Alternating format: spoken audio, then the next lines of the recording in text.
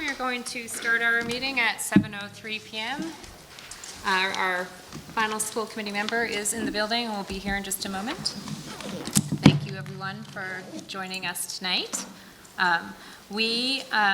Just so that you are aware, these meetings are recorded, and we do ask that under Massachusetts general law, if there is anyone that is recording this meeting, that you just make yourself known so everyone is aware that is in attendance. Okay, very good. And then also, you'll see we've been pointing this out for anyone that may be new to these meetings. We have periods of, within each meeting, 2 times where there are citizens' comments, so that's a time for people to come up and to share. We put minutes on these, but obviously it's just, we're trying to do that to keep ourselves honest with our agenda items. So we do ask, obviously, that when people come to speak, that they try to limit themselves. The guideline from our policies is to 3 minutes, and just for the sake of allowing everyone to get their opportunity within this public meeting setting to voice whatever they need to, and allow us to also continue with the other business of the meeting. So that's it for right now. So I'm going to start with the approval of our prior meeting minutes. I don't know that we received any with Colleen. No, she's been out, so. Yeah, so we're going to have to move that one to the 26th to be able, at that time, we're going to have I think 2 meetings and 2 executive sessions to look at. So we'll do that on the 26th. Unfortunately, our administrative assistant has been out on bereavement. And Jennifer's taking notes today, so. Oh, great, thank you.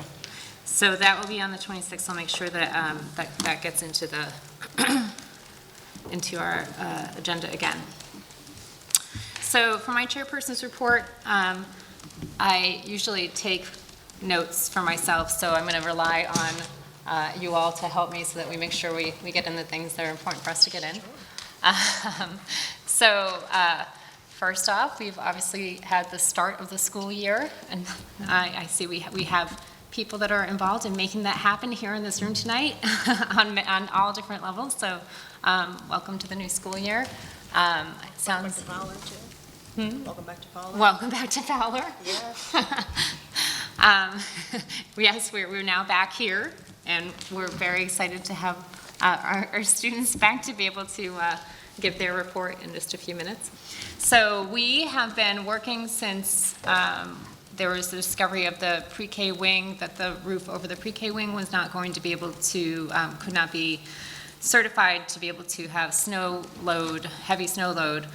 We have been working, and we've gone to FinCom. We just were on the Board of Selectmen agenda and spoke with them on Tuesday night to be sure to have conversations so that everyone was aware of and understanding the need to be able to move forward with the full envelope study for the roof, and in consideration within time to be able to do construction in the summer of 2020 if that was necessary.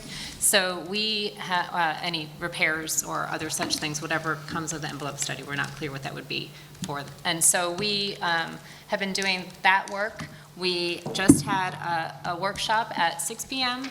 where we continued to hone our own goals, including action steps, and we're working on metrics next. And thanks to Mary Jane for taking our high-level, really basic outline, and she filled it in to help us have something to respond to, and we'll do that again before our next meeting. We've also been working on, thanks to Lydia putting together, and we're calling it our operating protocols. Operating principles. Or code of conduct. Yeah. And so that we will have that document as a guiding document for us as a school committee. That hasn't been in place before. We've also been looking at making sure, recently, speaking of just as we've been really trying to look at ensuring the accountability is there and that the systems are in place that need to be. Executive session minutes, we're finding that those have not been available and tracked the way they needed to be through the prior superintendent's tenure. So I have actually done, as chair, I have done reach out to try to find out and track those down. So I will continue, and I did get a response back today from the former superintendent, and we'll continue that process so that we can, but we will, moving forward, we have our process in place, and we'll make sure that that is all set, and I can guarantee you that we are going to be taking care of those as it needs to be done through this meeting. We'll review, and then they will get posted. What else do you think that we should be mentioning? I did post the school committee calendar, annual calendar, under the agenda area, so we can kind of, that's also new. We had talked about it in one of our meetings, but it's also now available for the public to see of what our guide will be to try to accomplish during each different month of the year, kind of standing year to year. So we're, kind of keep us on track with our goals and our goals and our needs to function well. And we refer to it every time we're setting agendas, so that we can make sure that we're, so our next meeting, we will have Kate on the 26th of September. We will have Kate Hogan and Jamie Eldridge with us, thanks to Mary Branley, who reached out to them and had them attend so that we can really advocate to them around the issues and the shortfalls that the schools face with what has been rescinded now legislation for the year that was looking at the foundation budget, and it's inadequate and antiquated formula. Yeah. It doesn't meet the state's needs. Yes, so we are, that the legislation they proposed, they did rescind because it wasn't going to do what it was meant to do. And so we are going to continue with that. There's also upcoming 2 financing our future nights. Yep, so the first one is the same as we had done before, which is the financing our future, the math. And it's about the basic funding for school districts and our expense drivers and revenue. It's a very basic overview. It's not specific to Maynard, but it's specific to school finance. Is this the same one that the high schoolers got to participate in Yep, last time? and they're also going to be doing it again this time as well. Great, that was Great. very fun. That's October 3rd. And then the second, Is it the high school at 7 or? it's here in the, at 7. Yep. I think it says 6:30. Oh, does it say 6:30? We can look at that later. Okay. I'm pretty sure, my It was a report says really good 6:30, so maybe turnout I'm last wrong. year, but if you do get an opportunity, it's an amazing experience, so. you And should really and don't feel intimidated by it. It's really like, you can come with zero knowledge and walk out with understanding some portion of it. It's not expected to teach you absolutely everything, but it's to give you the basis on, you know, an opportunity to think about different ways to help, different ways that you can help us as a stakeholder in this district. It was interactive, that's what I liked about it. It's too. It's not just interactive, you go, this- yep. It's interactive, and it's more of a, let's open the discussion type event. Thank you, sorry. It's more of a discussion event. It's more like, with this knowledge, where do you think we can go from here, and how else can we think outside the box type of thing. And then the second night is, So the second night is October 7th. It's actually a daytime event, well, not daytime, early evening event, starting at 4:30 in the Fowler Auditorium. It is called Financing Our Strategic Goals. And essentially what that will do is we'll look at our strategic plan here in Maynard and look at a variety of data points that impact the key indicators that impact the school budget. And it will be an interactive session as well, where folks will take a look at these various data points and identify which of our strategic initiatives is most impacted and what we need to do moving forward in order to meet our strategic goals in terms of allocation of resources. So again, it's an interactive event, and the purpose is really to provide guidance to the school committee and to the town boards so that when we do have budget decisions that need to be made, there is a basis in terms of town feedback by which to make those decisions. How are we getting the word out to everyone? So I we have saw it going post- to on the website or something. Yep, we have posted it up on the website. We have sent it out via email. We have sent it out on the web, on Facebook and Twitter. We will do so again. We already have signups for both. I think it's, close to a dozen people attending. So, so we're very excited about both of those events. it's also a great opportunity for the Financing Your Future event to see some of the, it's National Honor Society that participates, and it's good for the students to be able to be at the table and be heard, and also be amongst the other stakeholders in the district, because I think it's beneficial for them to hear what everybody else has to say. So the more people we have participating, the better the event is, as well as the more the kids get out of it. So please That come. was one of the more fun pieces, was to have the students and to Yeah. hear the tape from them, you know, and their experience in Yep. that.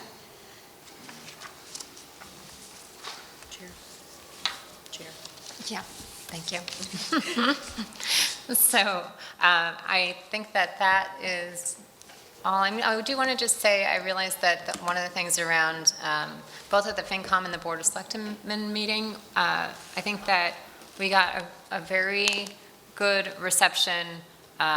There was very clear understanding of the need that we were presenting, and to stick to a commitment to that timeline so that we could see what we need to do and do it in time for the summer of 2020 if it's needed.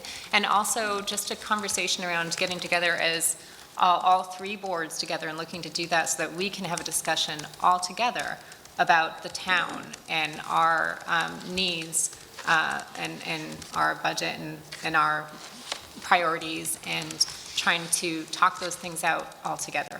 So that's one of the next things we're going to do, and really appreciate that it was very collaborative, and I think that they're very productive, the conversations that we've been having. So I wanted to share that as well. So that's the end of my report, and I'm going to let Pat O'Neill and Talal Siddiqui, did I say that right? The student representatives, they're back, so they're going to report to us as well. Thank you for being here.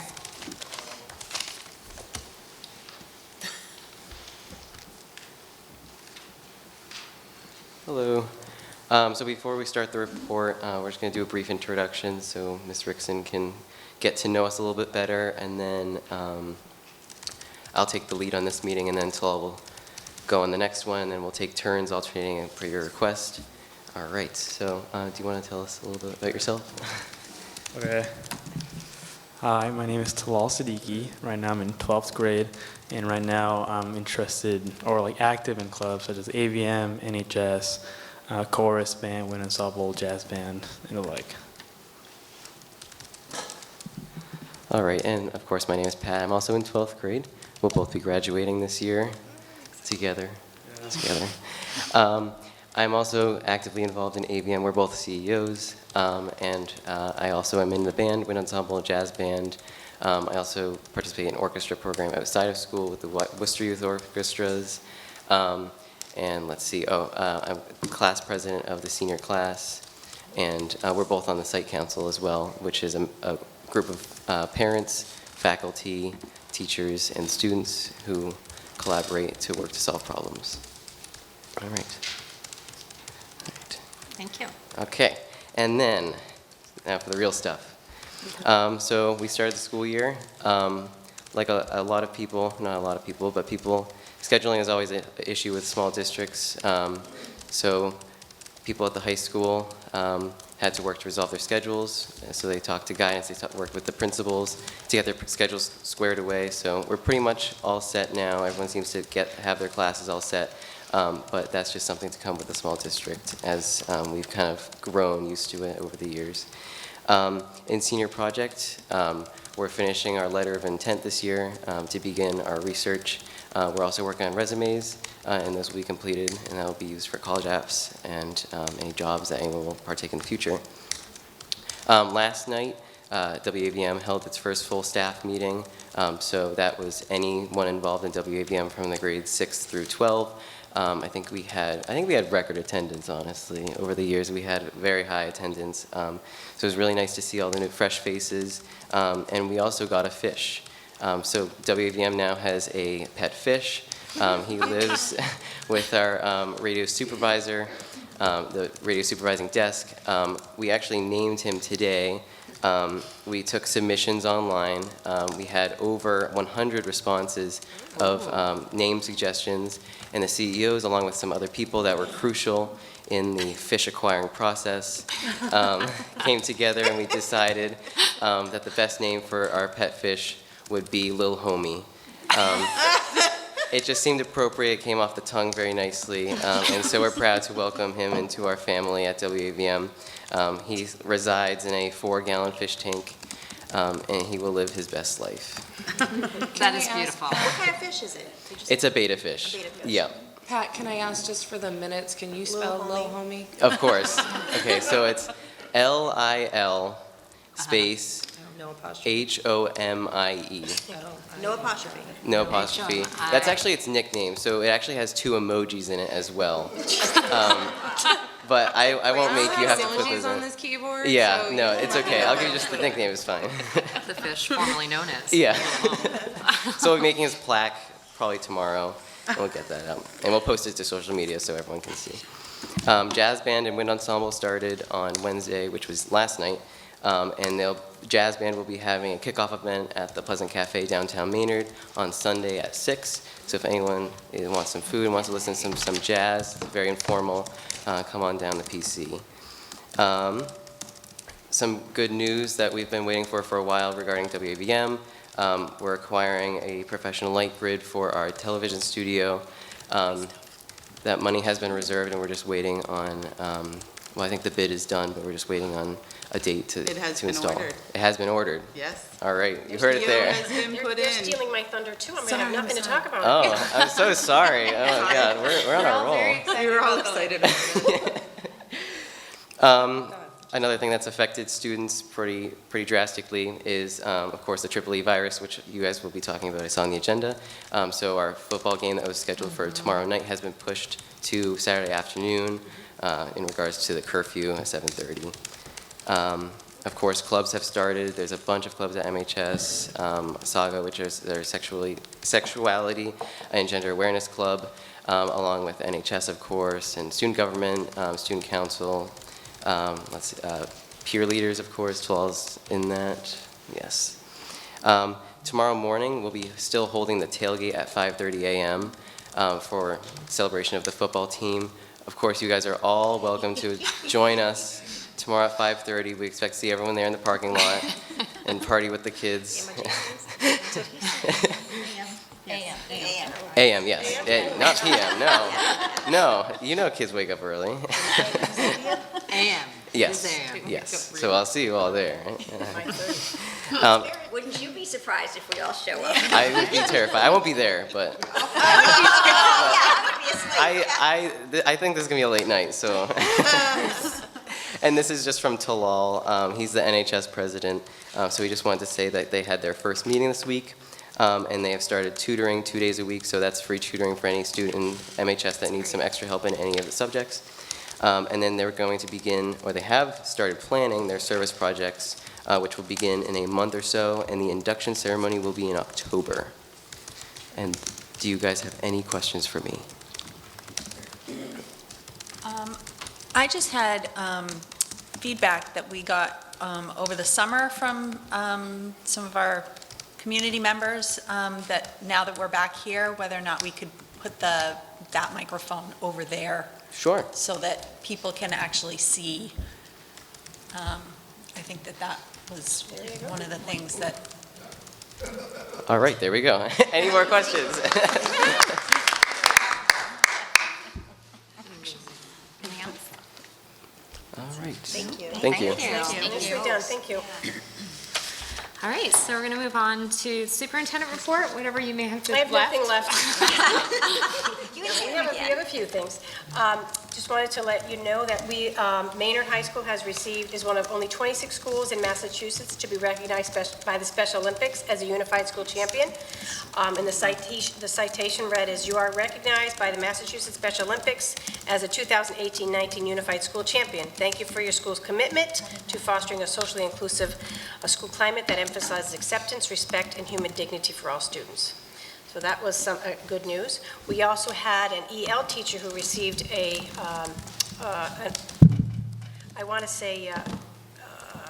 it's not an award, but we were selected to participate in a World War I program for National History Day. Miss Catherine Dorian, she's a teacher at the high school. She was only one of 114 teachers to participate in National History Day.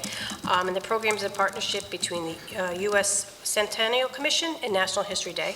So she'll participate in webinars and discussions, and she'll receive some credits as far as graduate credits and materials that she can share with her students. I did put a press release into the newspaper, so we should see it next Friday, I believe. It's a week ahead of time, so she's an EL teacher at the high school. Can you say your name again? Catherine, it's spelled D-O-I-R-O-N. Dorian? Yes. Yeah. So she was selected for that, so I went to her today, and Mr. Carrie Janus and I went and talked to her, and she was very excited to learn about World War I and really have a lot of communications with teachers throughout the United States. So, Mary Jane, so these two items are the types of items that we were talking about. If we can start really exploding those out to our Yep. school community. Yep. Whether the principals, your note to the Yep. community and that kind of thing. Yep. Those are the types of things that we never do quite enough of. I was going to do it happens all the after time. the meeting, but I wanted to make sure that she knew about it before we Thank we you. put it out there. So I'd like the teacher to know first, but yeah, it'll be on the school, it'll be on the website in the morning. Perfect. Thank So you. that's one of the, it was exciting. Yeah, both of those things. Oh, that's not my report. So the state approved our high school turnaround plan. We received positive feedback on all the standards addressed. So that was good news. We are very close to hiring a person at WAVM. I have somebody coming on Monday, keep our fingers crossed. But it was a very good candidate, and we're excited to start working with this The candidate. turnaround plan, is that something that can be shared? Is it because it's been finalized? Sure. is that we can- Yeah, we can put that on the high school website and take a look at it, and I can make a connection Yeah. for it. Yeah, great. So the person that is going to, the new hire for WAVM, what is their role going to be? That's a good question. I'll have Jennifer answer that one. It's great, but I just was... Yep, so this is the fulfillment of our multi-year plan to have 3 individuals within that program. This person will be, I believe, working a staggered day so that we will have availability of staff from 7 a.m. till 9 a.m. So we'll be, 9 p.m., sorry. We'll be, we're having a lot of trouble with AM and PM. That person will be in charge of the internships. They will be overseeing some of the same coursework that Mr. Maynard used to be teaching and that Mr. Ogden is teaching. It will provide us the opportunity next year to increase our elective offerings. And as I said, they will be overseeing part of the after-school component, which is a significant portion of our internship piece, so that we can begin to get those internship hours credited and built up in that way. The other thing that this person will be doing is overseeing coursework that is provided during the afternoon hours. For example, with the lighting grid, the gentleman who owns the company will be coming in and teaching coursework on lighting design that I don't know a lot about, but it sounded really exciting. And so this would be, we're looking at having experts come in, teaching those classes, and providing credits for our students that they can earn for their transcripts in that way. So this person will be overseeing some of that as well, since they'll be supervising. So it won't actually be part of the WAVM certification, the program, the Oh, Chapter yep, 74? it It will is be. part of Yep, that? yep, Okay, absolutely. part of that. Okay. And our hope is, I don't know the candidate, we've gone through a couple of different candidates, but our hope is that if that person is not certified in the Chapter 74 teaching piece, that they will become so very quickly, and that will allow us to have 2 teachers certified in the radio and TV communications program. We only are required to have 1, however, having the second one will ensure that, you know, should things happen, we always have someone on staff who's certified in that capacity. Great, thank you. Thank you, Jennifer. Maynard High School has instituted a credit recovery program, and students have been identified to participate in English, language arts, and mathematics. We're targeting a lot of the seniors at this point, and then the second half of the year, we'll continue to identify students as they become available. The high school also established an advisory program, which is a mentoring program for adults and students. There are about every student has been assigned some sort of advisory teacher, and they're going to take care of specific areas of like yoga, wellness, dance, karate. So they're going to go to those advisors and connect with that teacher so that we can really have that student be engaged and find something they're interested in. So to really work with them as in that capacity, and that will be once a month. They'll go to that advisory and do whatever they choose to, like I said. So I think there's card making, all different types of activities for students to choose from. And if they don't choose, we'll work with the student to see what they're interested in doing and see how we can support all the students who have lots of interests. So that's something that's happening at the high school. College visits have also started. People will be coming in to talk to the students about that. The lighting, I talked about that, so I think we're good on that. Fowler, the program coordinator from Nature's Classroom in Groton will be coming to Fowler at 8:45 on Monday and 9:16 to speak with 7th graders about their upcoming trip to Nature's Classroom. So that's October 7th through the 11th. Although this presentation will be focused on providing students with information, parents are certainly welcome to attend. Additionally, we are working on scheduling another informational meeting for parents about the trip during the Fowler Back to School Night on September 25th. So we'll wait for that as well. The book fair is coming on Monday, September 23rd through Friday, September 27th. And that will also be taking place during the family night on September 25th here in the library. The fun run raised more than $10,000 for Fowler this year, and they're always looking to make it become more inclusive. So please email Principal Barth if you have any feedback on that, because I know that that was an issue for some. So we're going to try to make it more inclusive and address some of those issues. Last night, Fowler PTO elected some new members to the school council. They are Ruth Berman, Heather O'Brien, Eve Schutler, and Nancy McNeil. And their first meeting will be October 7th, when all school councils meet together for the kickoff for the 1920 work. Grades 6 and 8 have been given their one-to-one devices, and grade 5 will be received their devices next week. So Green Meadow, there's been a lot of feedback and energy in the building this week, and children are settling in. Mr. McGillicuddy has sent a very nice letter, says he's been visiting the classrooms and being the mystery reader. So a first grader approached him today and said, "Thank you for coming to my classroom. You read a great book." So that, they're excited there. School nurse has been a wonderful addition. She's been training the last few days, but she's been a great addition. She's hit the ground running, and she's really adapted quite well to the program. So that's exciting.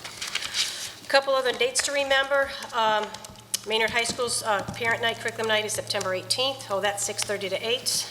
Fowler again, September 25th. And Green Meadow, their Curriculum Night will be September 19th from 6:30 to 8. Financing Our Future, we already talked about that already. And this year, Maynard is looking to host a series of parent forums on issues facing families today. So we'll be partnering with the Massachusetts Partnership for Youth for several of these forums. We're currently working to have a full forum series out to the community by the September 26th meeting. We're still in the process of putting that together. Our first forum will be Navigating the Cyber World. We actually had to change the date, which we had as the 8th, but it is Yom Kippur, so we wanted to be aware of that. So we are in the middle of changing that to What was the title of that again? Navigating the Cyber World. That's been in response to some issues that parents have been concerned about with students having issues to some of the electronic devices. So we're going to try to address some of those issues along with other issues.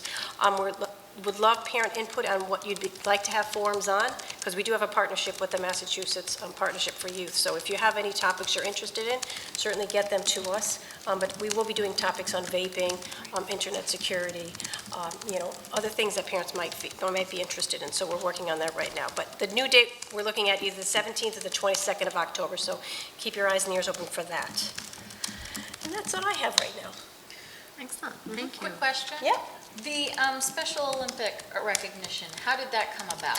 To be honest with you, I don't know. I can forward you the letter. I think because we have a Best Buddies program at the high school, so I do think that because as a result of that, would you have more information on that? I don't, I'm Yeah, just I nodding. do think We have a it's Best Buddies. because Best Buddies is one of the clubs we have, so they partner with our students, and I think we were actively participating with the Best Buddies program. That's a good question, though.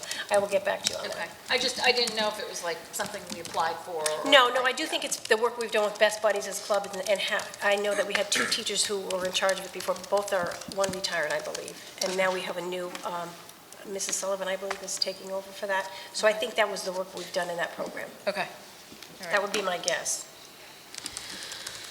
And that's it. Mary Jane, were you going to talk at all about the MCAS?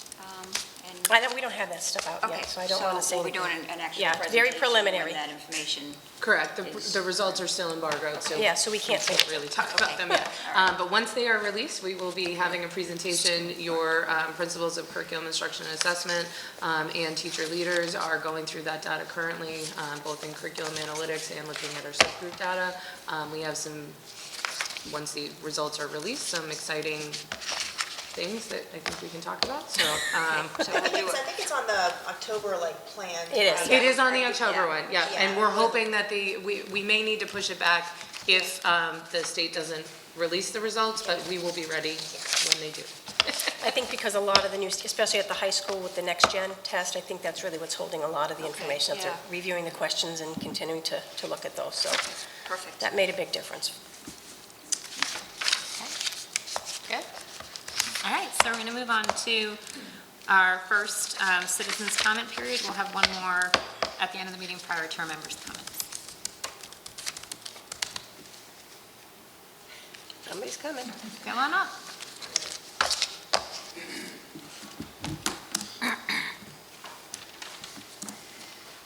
I have two things to say. Brian Sanders, first of all.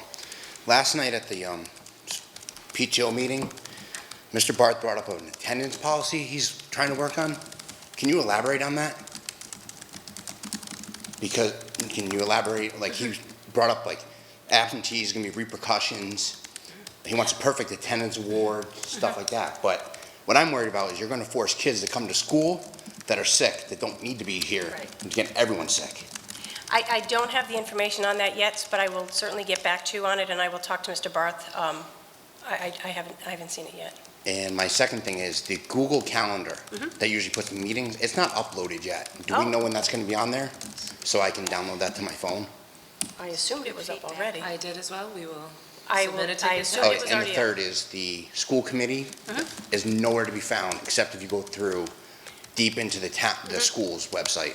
It's not on the town, it's not, it's all the actually- old ones. It's on the front page of the Maynard Public Schools on the bottom. It's one of the dates are out there, but better to have it be easier. What for was You it mean here? on the front of the green, in front of the public, the Maynard It public? is. Yeah, but It the is. town, I'm saying people, Oh, I see. you go to the town, you go to school committee, it still has Dawn, Yeah. Justin, It's not updated. Oh, I see. not around, yeah. it Oh, still at the has- town? That's good. Is that, are to you go talking back about to. on the town website? The town website, yes. Is that backing? But it's not even Yeah. when you go to the Maynard app that we have, you go there, it sends you to the town one. It doesn't send you, you have to go on the Internet Explorer to the actual So you go Maynard on a Public chase. Schools. It's a very secretive, secretive. Thank you, thank you, I appreciate that, Thank Mr. you. Tanner. Super secret. Super secret. I don't know how all you found it here. So you're good with getting that? I will get that information out. Thank you. Yep. Hi, I'm Hillary Griffiths. I have a couple things. First of all, I'd heard some different things about the Green Meadow roof thing, and if there's is the town being asked for money to study whether or not we need to do what we need to do with the roof? Or are we at the same time being asked to okay doing whatever it is that comes about from that? So we're going to talk more about where we're at with that in the Green Meadow roof item. Okay. So what's the question that you're asking? I was just, I'm gonna I write want it to know down. if they were like two separate distinct things. Payment. Like by okaying the study, are we also okaying whatever comes about from the study? Definitely not. Okay, I just want to make sure we're not like by okaying a $50,000. I've been working since like 5:30 this morning, so my brain isn't quite working. So I really apologize to everyone if I'm a little like loopy tonight. So, no, it just means it tells us what A guide. the need It's gonna guide us is. to a Because decision we don't point. have that information right now. Okay, I just want to make sure they were tied together.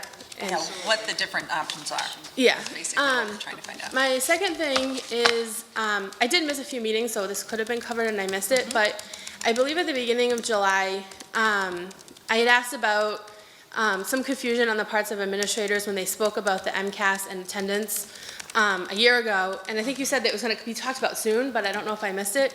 I had concerns a year ago when the principals had said that they were basically blaming absenteeism and attendance issues on family vacations and kids just not wanting to go to school or pretending to be sick.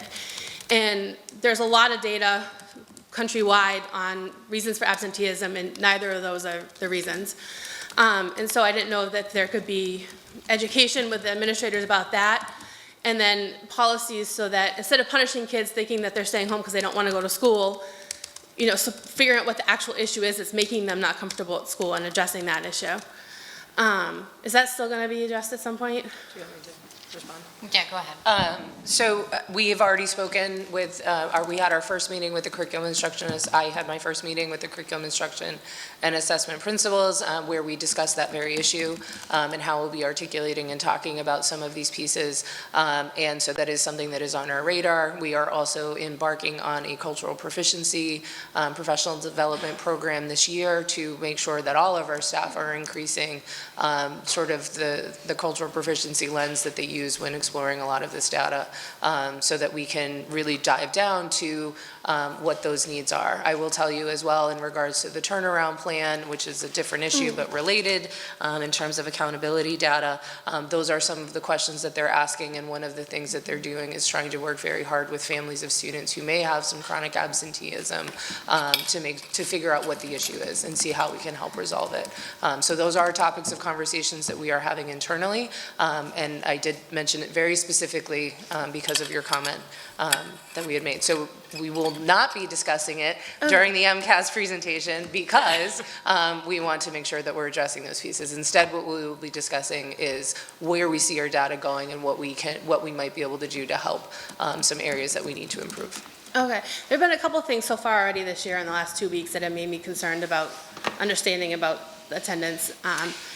But I know it takes a while to Right, and the other piece to know is that chronic absenteeism is a component of our accountability data. There's also a lot of data around student attendance in school and its impact particularly for at-risk subgroups. So our focus on attendance is not sort of off-kilter in that way. What we want to make sure we do is as we're talking about things, we're doing so in such a way that's not alienating the various students and perhaps families that we're trying to bring in the door. Exactly. So that's, we may need, you know, crossing that line back and forth a couple of times, but that is something we're paying attention to. Okay, thank you. And Jennifer, can I also just add before the next just also incorporating how the school resource officer is being utilized in absenteeism as well, I think would be helpful for the community to have an understanding of when that is activated.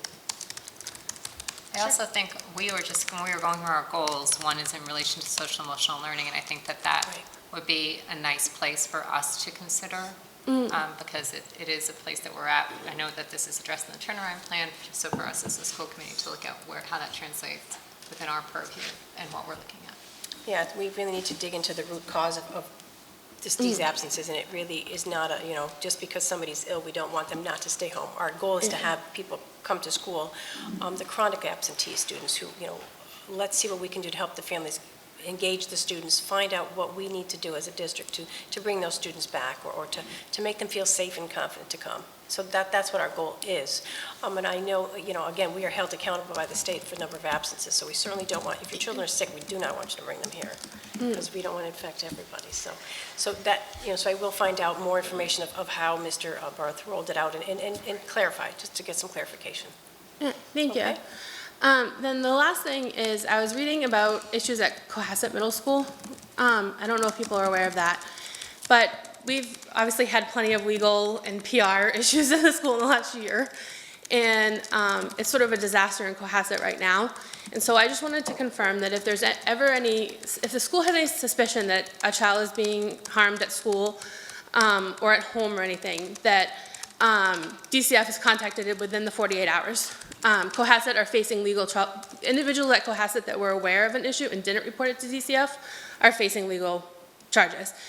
Also that we wouldn't try to investigate internally for anything that needs to be investigated by an impartial outsider, because that's really where Cohasset is being massacred, is that they kept it internal instead of immediately contacting professionals.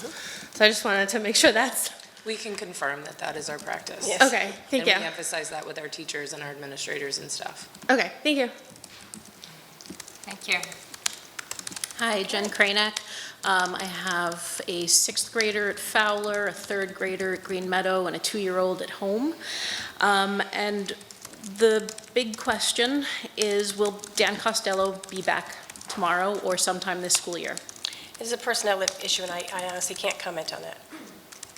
Okay, well, then I just have a question for you. I can't comment on personnel issues. I'm not asking about that. I was going to ask you, Yep. do you think that an IEP is a recommendation or a law?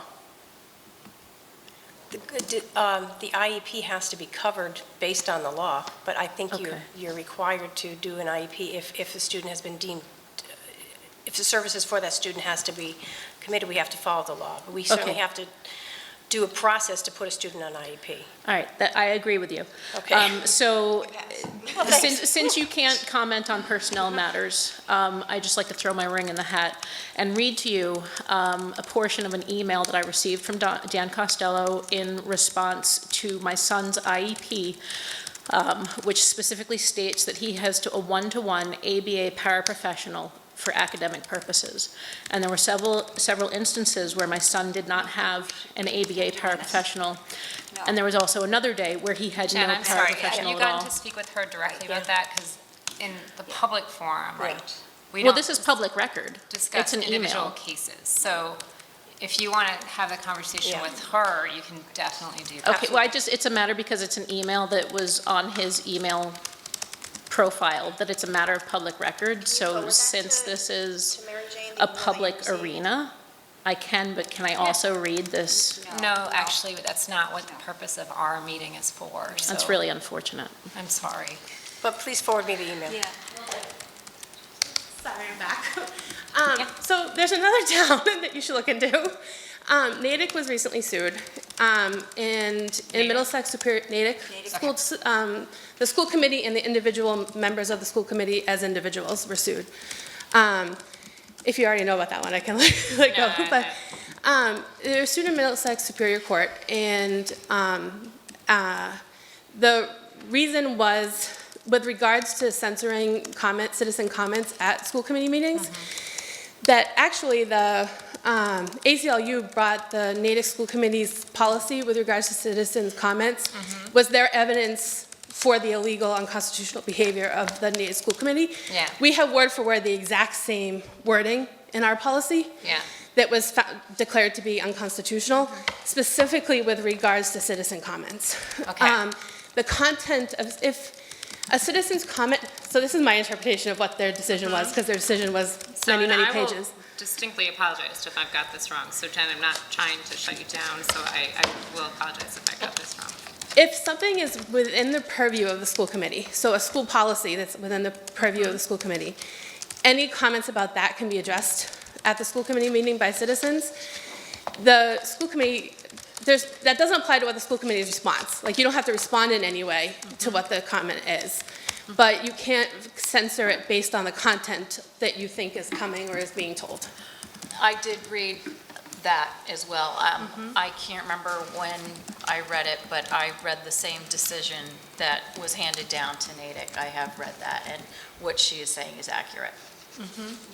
So I was hoping that policy be updated soon, but So it is something that needs to be We're addressed. getting going with our subcommittees, so we just had them set, and they're gonna, so policies, that can be one of the first things that we look at. Okay.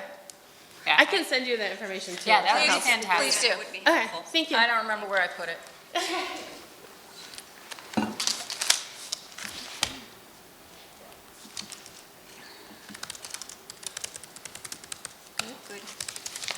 Okay. Then we are now going to move into our next agenda item, which is EEE protocols. And we have that on here so that we can make sure, given that this is such a significant concern and issue, we can continue to communicate around that with the community. So I'm going to give that to Mary Jane. Yep, I've been working with the town of Maynard. I've been in contact with Greg and Megan of the Department of Public Health. And Maynard has been designated as a high. We are not critical at this point, but a lot of our activities and our sporting events happen in communities that are at high risk. So we've, as a high school has made the decision, and the middle school, that all outside activities will be completed before 7 o'clock. And on a weekly basis, we're going to go down by 15 minutes. We're following the same protocols as the districts that are surrounding us. If, for example, we have a sports game in Littleton, and Littleton does not have the triple E threat, our students will go to there and follow their protocols. But we are trying to adhere to a 7 o'clock curfew. The town of Maynard has not instituted any curfew at all. So I just want to be clear, we are just taking precautions on our side to be aware of that. Any updates I get are going on the website, as well as I'm trying to send email out as well. So I've been in contact quite frequently. There was a spraying in Maynard last week, so hopefully you took a look at that on the website. So as I get more messages from them, not much as I don't want to say this, we really need a frost right now so that we can, I don't want it, but it would be great if we had a frost. One of the things we are asking, we are continuing to have outdoor recess. It doesn't seem to be an issue during the day. Most of the warnings happen in the evening, so we are aware of that. We've had communications with the school committee on that as well. And with the inclement weather coming with the winter, we want to make sure the students are getting the fresh air that they can right now. But please continue to, monitor. We'll continue to monitor the situation. You may want to spray your children with, don't use aerosols, I guess we're not. No, don't bring them to school. Don't bring them to school. You can spray them before you leave. Can they bring anything to school?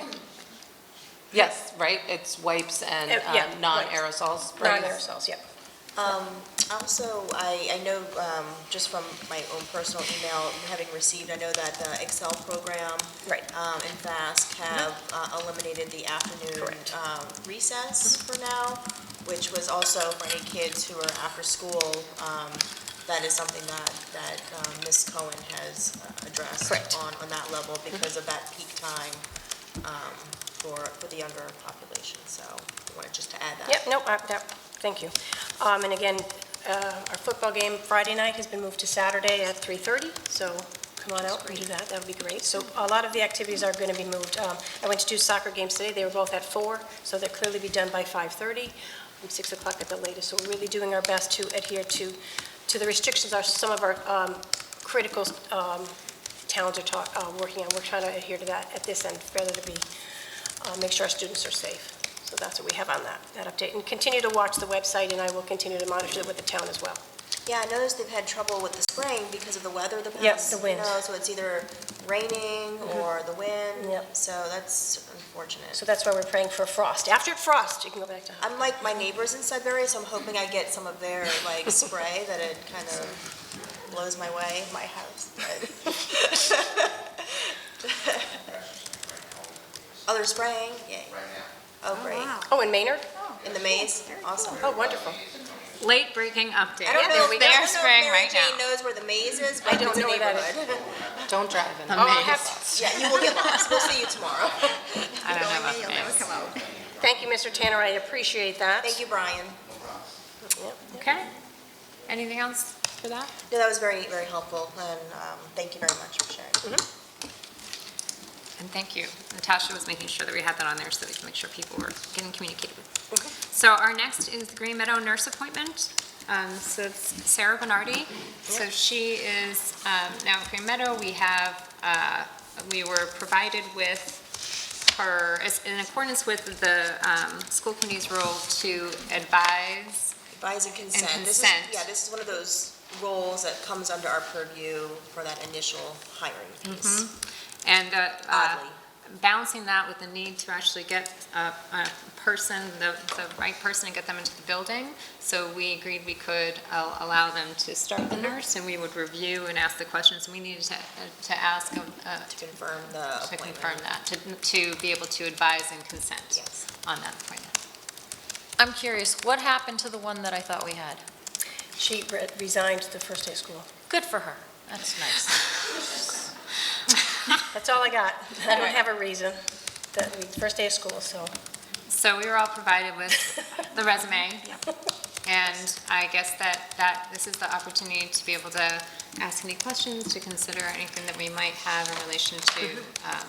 And initially, she thought about applying for the job the first time, but when we posted the position the first time, she was unaware of the hours. So the second time we posted it, she jumped right in because the hours really fit her schedule with her students. Yeah, she seems super eager. She's very thrilled to work here. She's jumped right in. She had all the right answers. She's just about completed her certification for Yeah, because school nursing. was one of my questions, Yep. was I saw that she's in the process of getting Yep. her DESI license Yep. for a school nurse. And I just wanted to understand what is the requirement or allowance that, while that's in process, I don't know if there's, timeframe? like, yeah, it has to be like within 30, 60 days of when they're hired, or because it's not yet, I just wasn't sure. Right, about the only thing she's taking now is a communication and literacy exam. That's all she has left. So Oh, whenever okay. that comes I up. did see that a little bit, yeah. So, yeah, so that's the only thing she's actually Yeah, waiting on. So she, exam in September, okay. so we have time until she takes that. There's not much else we can do. I mean, I think we're, Okay. she's a registered nurse, so Yeah. I think really those are the major requirements. We want to make sure that you have a The registered nurse. state also allows for a hardship waiver, an emergency waiver, and generally one of the provisions is that you've posted the job multiple times and have not had success with your Correct. applicants. We meet that requirement, so if we, Is that something we want to explore possibly? Charles yes. is on point with it, if we need to go in that direction, but we're hopeful that her test will come back positive and Okay. The test will come back, she will pass the test. I'm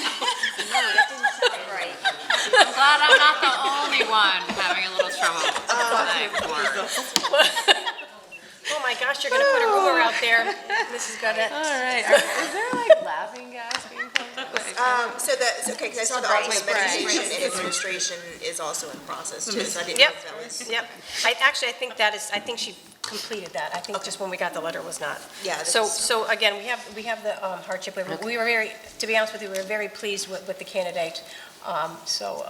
And I've seen it, and she's very excited. If you haven't met her yet, really take the opportunity. You could tell in her letter how excited she was. Oh, look at everybody's thumbs Yeah. up in the audience. Thumbs up. Beautiful. Thank you. Great to hear. That's awesome. Great to hear. So we're just getting her familiar with SNAP at this point, so. And what has the training been for her so far? I know that you said that she's doing like, She's shadowing our nurses right now to learn the programs. That's what she's doing. Yep. So is this the only position that we have to do this? This is new.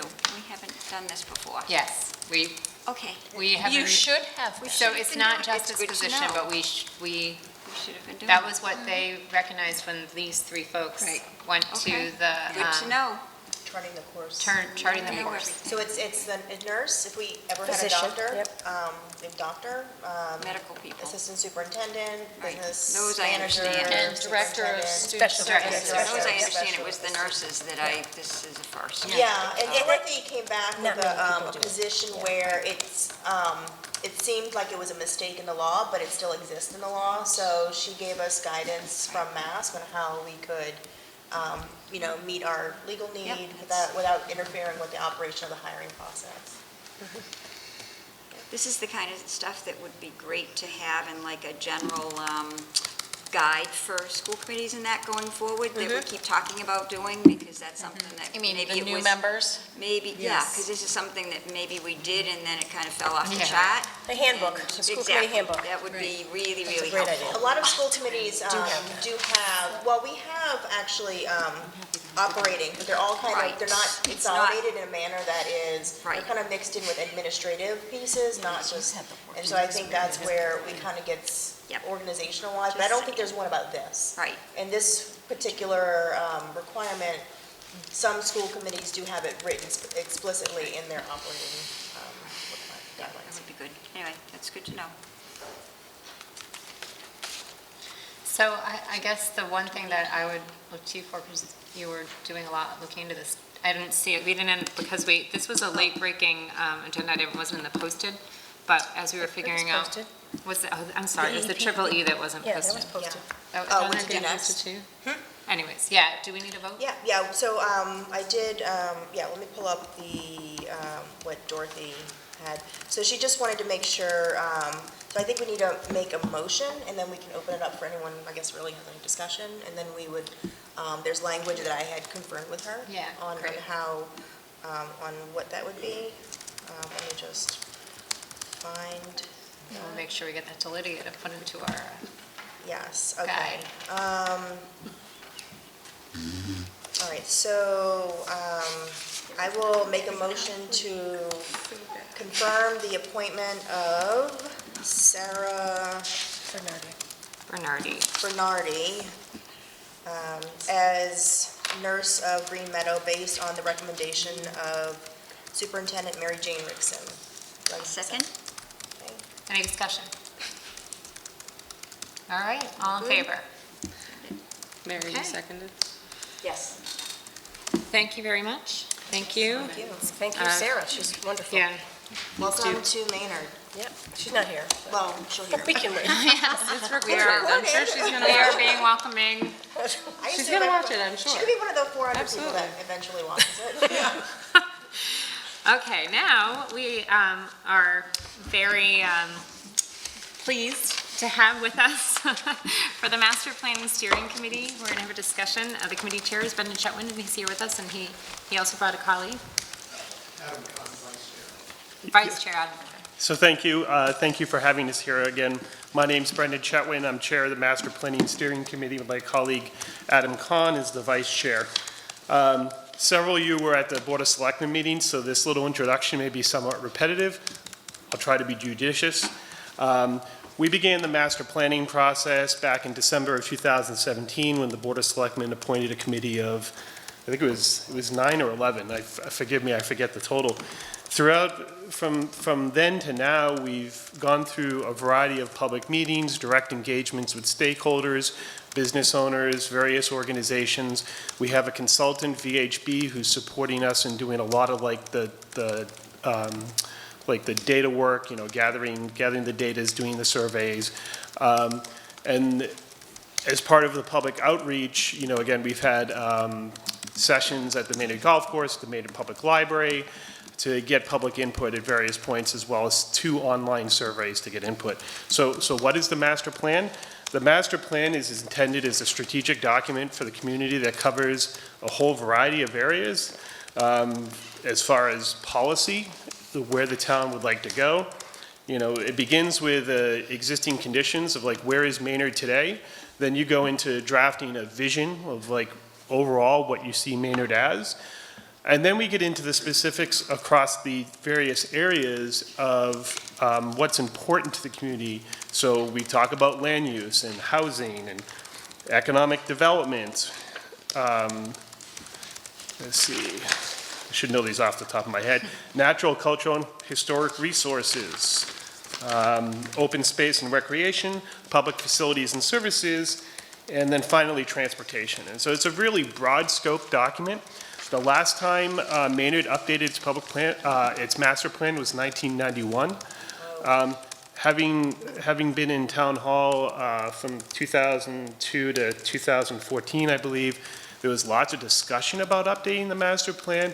It just took a while to get the momentum necessary to ask the community to make the investment in hiring a consultant, because in order to really do it properly, a committee of volunteers just doesn't have the energy or the expertise to do all the detailed data work. We've met also with, so the sections of the plan at a high level is the existing conditions, where are we today? The next section is vision, goals, and recommendations, where do we want to go? And then I suppose the final section is called implementation, and when you start getting into timelines and prioritization of those recommendations. So how are we going to get there? The school committee is obviously a significant stakeholder in the direction of the community, and so we wanted to come before you and sort of, having sent the materials to you beforehand, hopefully folks have had the opportunity to review it. We have one goal that's specific to the education system, but certainly would take comments on anything you wish to comment on within those 7 areas. We've also met with, as you know, the Board of Selectmen, Planning Board, Economic Development Committee, and many others. I also was, Mary was kind enough to meet with me a couple weeks back and give some of the initial thoughts that you folks had on specifically under public facilities and services. The goal number 6 is phrased, support a high-quality education system. So that's a great goal. At the next level, what are some really important points on how we get there? One of the things that Mary observed, and again, we're not the educators. So is that it didn't actually speak to the educational component of the school district, which may sound silly that we didn't have it. But fortunately, Mary was kind enough to provide some language. And just briefly, we have language about working closely with the public schools to align capacity with future needs, in addition to the educational goals. There was a couple others that have since, forgive me if I don't remember exactly which version I sent you. As you can imagine, there's been many versions of this document, and we will continue to work on it. The working draft of 12-12 is the one. I'm sorry? The working draft of 12-12-18, is that? Yeah, so that's forgive me if we had not sent on the earlier, so let me highlight a few of the additions under that particular goal. So the one that Mary had advised the committee, which was well received, is work with the Maynard Public Schools to provide an educational environment that is supportive of all students, encouraging them to achieve their full potential by providing them with varied and relevant learning opportunities to develop critical thinking, collaborative solving, and leadership skills. And I know these are some of your existing vision concepts, and I'm glad we've got them in here. Work with the Meadow Public Schools to support students' social skills, empowering them to become creative, curious, kind, empathic, safe, and conscious global citizens. Another one, I believe, which is from your vision. So that's much appreciated. So there's a couple others, and again, I have actually our latest draft, so I may duplicate some of the things you've read. We've since added, I believe it's recommendation F, which is study and address the potential impact of an influx of additional students on the school district. We also talked about exploring increasing shared resources between the town and school department. Now, I know a lot of work has been done in that area already. Several years ago, the facilities manager was supporting both areas, and I know that other explorations are being done. Keep in mind that this plan is meant to address sort of like the 5, 10, 15-year vision, so while you're working on that now, which is positive, this is still an important thing that as the years go on, there may be additional opportunities for bringing those things close together. And then finally, we had a recommendation is to work with the school department to develop and annually review a comprehensive facilities maintenance plan, including regular maintenance and anticipated capital improvements. Now, some of that may already be captured in various plans, but I think we can all agree, as we've probably agreed for many years, that we as a community must do better with our public facilities, whether it be the school buildings or the town hall or DPW or what have you. So again, these are strategic, and the idea of which is once we finalize this draft, right, by law, by Mass General Law, the planning board is actually the approving authority. But we intend to go to the Board of Selectmen again and get their endorsement. We intend to make reports at the town meetings, and we intend to have a couple more outreach sessions with the community to let them know we are and actually help us in the prioritization process. Because I may have my ideas, but really this plan is meant to serve the community, not just members on the committee. So with that long-winded introduction, I'd love to hear any feedback from the committee, if you have any from what I've said or something I've missed, or there you are. I had something, just two things really, and I love what Mary had added in here, that first I could tell that's captured from what we have. I'd like to, and I can send this to you separately in an email, just so you have record, I have a generous note taker as well. Oh, wonderful. So the first sentence where it's work with Maynard Public Schools to support an educational environment, that is, I'd like to add inclusive. Sure, I think that's reasonable. And supportive of all students. So just kind of add that little, and then the other part, which I'm not really sure really how this would fit in, but how we can support student retention efforts. So we alluded, we sort of alluded to the opposite direction, and I will say in our conversations, and actually I think even in my conversation with Mary, you know, you have goes-intas and goes-outas, right? And sort of they all affect your bottom line, and obviously you would like the ins to be greater than the outs, and there's many reasons for the outs, some of which you have perhaps more direct influence over than others, and so not to go into all the detail, but I think that's something that better captures that sentiment would be a great idea. Yeah, I don't know the exact wording that would be fitting, but I just. He's the English major, that's why he's on the committee. Terrific. And the only other thing that I was looking at, it's really not under the school section, but under really transportation, is, and I talked about the sidewalks, but I'd really, or it could be under school, but supporting a walking friendly for school. I know we're looking at bicycle programs at the kids and how, I know that's more like a kind of getting off the ground. I don't know what, so I guess making it more of a bike-friendly, environment. Well, it's actually under D of transportation. I think it actually refers to Yeah, it's that. on the side, but okay, yeah, so. Directly connect neighborhoods to destinations such as the rail trail Yeah. schools and downtown. Now, if there's some wordsmithing to be had, thank you for pointing that out, Mary. If there's some wordsmithing to be had to better capture your Like sentiment. the programs, I'm thinking, like the collaborative program that the school does to have like walking day and those things. I don't know how the best, but again, just. That's okay. Having received input from many places, give us the idea and we'll try to find the best way to integrate it into the document. All right, thank you. I have a question about the, on mine, it's B, but promote and provide support to community education and homeschooling. And I'm just wondering, are you, I'm not sure, I don't really understand the community education part of it and then the homeschooling. Are you talking about all the schools in Maynard? So you're talking about the preschools and the Imago School, and then the up-and-coming international school, like, how does that, I guess I'm wondering how that, Yeah, what does the term community education refer to? So my immediate reaction, of course, is that's a great question. Okay. A slightly less snarky response is, so homeschooling, I think, is fairly self-evident. Yeah, right, yeah. I think in general, what this is attempting to do, and if Adam disagrees, he'll let me know, is certainly there's sort of the educational services that the Maynard School District provides the community is fairly well understood. As far as community education, I don't know if you think about clubs, or I'm not sure I would necessarily say private schools per se.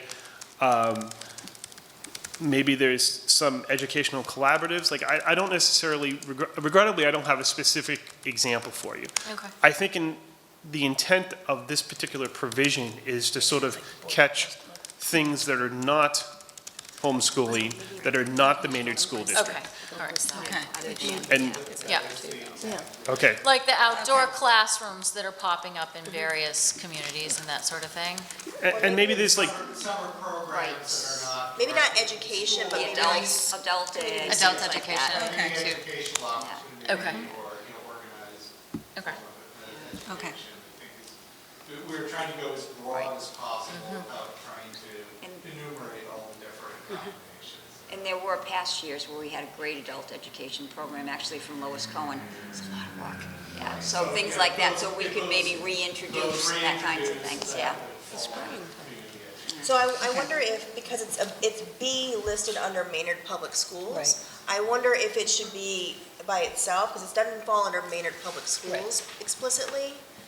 well, the goal is support a high-quality education system. No, in that same area, but, so you have the first paragraph. well, I think I think that's supposed to be A, B, Right. C, D, E. Right. Right, I think, that's what I was thinking, because it's B under here. Yeah, I but don't think it's. Yeah, it's I think it's supposed to be maybe on its own, not. No. So forgive me, I don't have your draft. Oh, Right now, sorry. in our current draft, the promote and provide to support to community education, is its own separate recommendation. Okay, I think And- that's where maybe it was updated after then. It- Got We it. found lots of hiccups, and it refers to the Maynard Cultural District and the local senior population as resources Okay. towards Okay. that. Okay, right. I think that was where it's confusing, because we were seeing it Right. under Maynard Public Schools, we're like, how do we do that? Or are we supposed to be, are we missing something? I have one that's, I don't know if it's a larger, how you would frame it, again.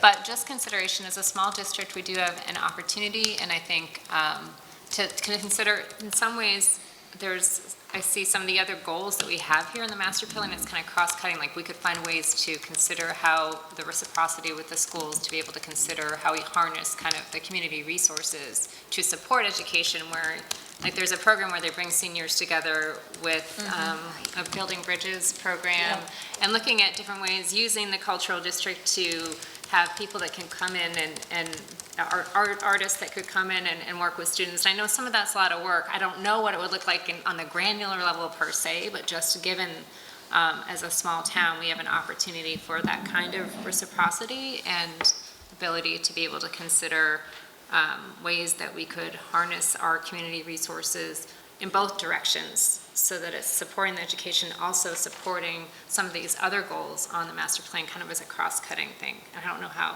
you would express that. But. So Would that be like second phase or like the goal setting part? So I appreciate the sentiment. I don't have an immediate response, right? Like, because when you start considering some of the other goals and the idea that it would span multiple goals, I can only ask Adam to take your sentiment to note, and then we'll try to discuss it on how to best expand what we have to incorporate that. I mean, we have that a little bit in the recommendation we just read, but it maybe is not quite enough. Yeah, I think we touched on a little bit in the natural, cultural, historic Yep. as well. We do have There are elements. one item that we Yeah. kind of, that we Yep. started playing with today that may actually address what you're talking about. That's a good thought. I think in that regard, and I don't have the document, so I apologize, but what may make sense is in your action steps related to that those action steps would involve, because I just met, for example, with ArtSpace, the new executive director, and so we have collaborative plans. So if within the action steps, if it's, you direct certain collaboration within these places. So that's a good point, but let me use that to speak to how specific does the master plan get? Right, yeah. Right? And so what you're going to find is there's some clarification to be had, as sort of this discussion indicates, but it's not going to get, like, you're not going to necessarily see an action plan on the way you're thinking of it, of the master plan. What I imagine happening, and this allows me to speak a little bit to what happens after the master plan is adopted, you're going to see a prioritized list of recommendation based on community input, but that's still not going to be at that level of detail. And so what we're discussing amongst the committee is, what do we do once the planning board, the selectmen, and, through community input, we are like, yes, this is it, this is what we want. And we go to town meeting in the May, and we kind of give our final report, and the town meeting accepts it, and then the committee is done, right? The committee and the community has invested too much in this plan for it to sit on a shelf, and I think we're all familiar with the sit on a shelf concept for plans. So we're discussing amongst our committee next steps of, I don't know if you would call it an implementation committee, but we'll call it something like that to make the point, comprised of a handful of members of our committee, a handful of staff members that start to come up with what I'll call implementation checklists for the various stakeholders. So some of these things obviously affect the school committee, right? And the school district. So what we would look to do is this subgroup or follow-on group would come up with a checklist as sort of advisory steps. And maybe there's some more detail to be had in that checklist, and that's fine. But some advisory steps to the school committee and how to guide your policy-making decisions to meet the goals in this plan. The other aspect of it is periodic check-ins. So we imagine that, yes, we put together a checklist. Some of these things require large investments, which may be longer to be had. Some of them may never get done. Some of them may be able to be done easily. And so, in addition to the checklist, the idea of this sort of implementation working group would be to periodically, like maybe twice a year, go through the various stakeholders, policymakers, yourself included, and saying, how are we doing towards achieving these goals? At the end of maybe a 2-year period, because we don't necessarily want that working group to have to work forever, provide a status report back to the community of how did we do in the last 2 years implementing the master plan? Did we learn something that within the 2 years of after we finished writing the plan and accepted it, something changed that something new has happened that warrants updating the plan, like those types of things. We don't want it to sit on a shelf, is sort of the paradigm, the thing that Adam calls it is, it's a binder, not a book, right? So if it's a binder, you can take out pages and put in new pages. And I think that's what we really want to emphasize with the master plan, because having been on the selectmen, having been on the planning board, I've seen plenty of reports that thank you for your input, and it goes on the shelf, and that doesn't benefit anybody. So like a living document. Right. That is a phrase we use, and we will hope that we can identify some steps to ensure that it actually happens.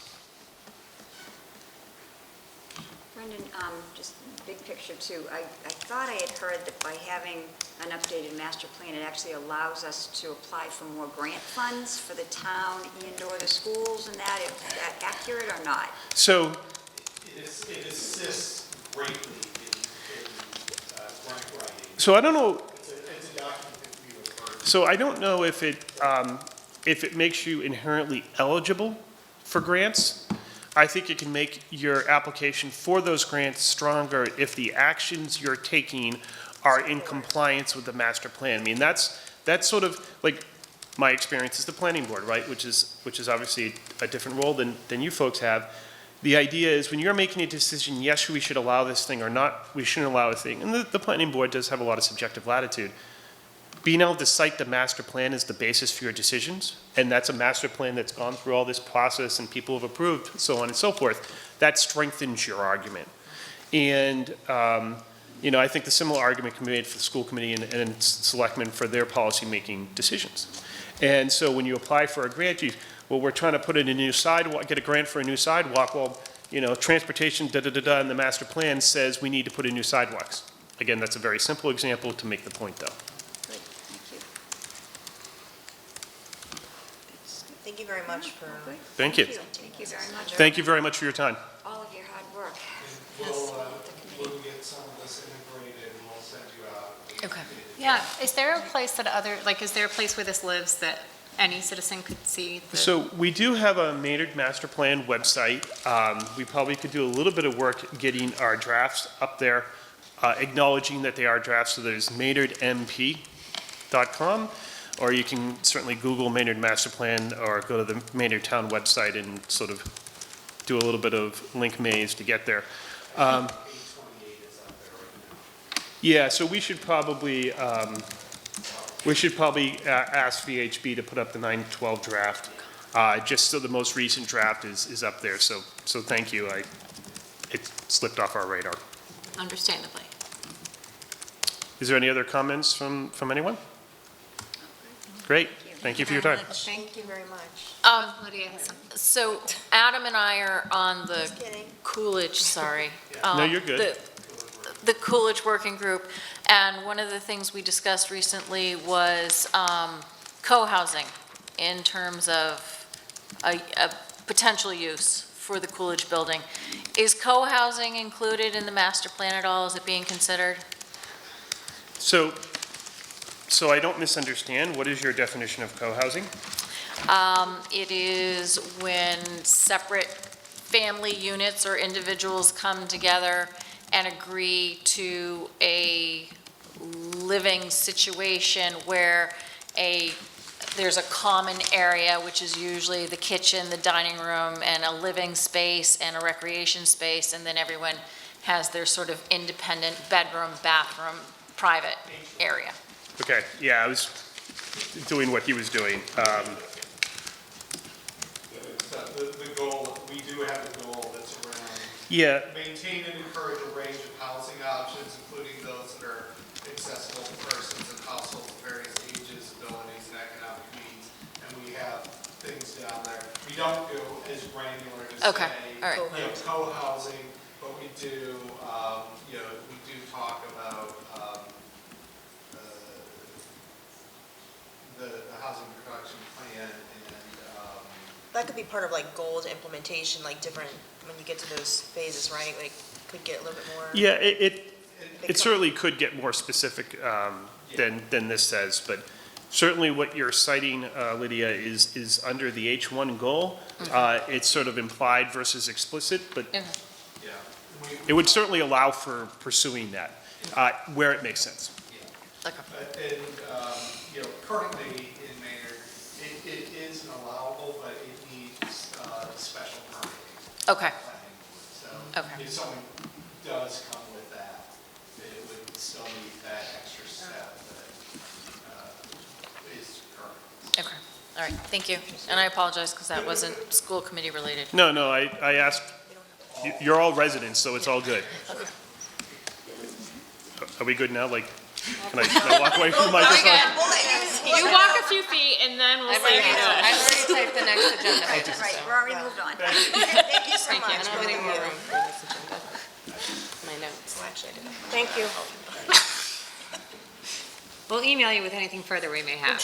Yes, which I just thought of something, but I'll email you. Did you really? I did. I don't want to come back.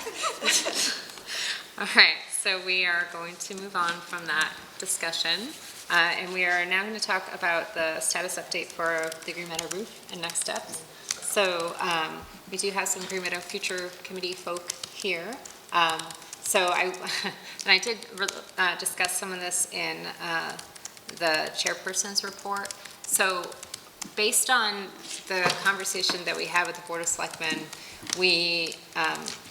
there is movement as far as getting the RFQ done. We need a request for qualifications, which is the next step to then getting the envelope study done. And in talking with, first off, the Board of Selectmen, we're all in full support of having this envelope study done, which is going to allow us to be able to look at both the full, like the full envelope of the school that includes the roof, so that we can know where things stand and understand in a very specific and detailed way what would need to be done to remedy and understand the full extent of what's going on with the roof, besides what you can see through visible inspection, and then fully remedy that. So then we will know what that is, and we'd have dollar figures associated with that. So then we are able to, and we need to get that done in a timely way, because we set the town sets the budget in February.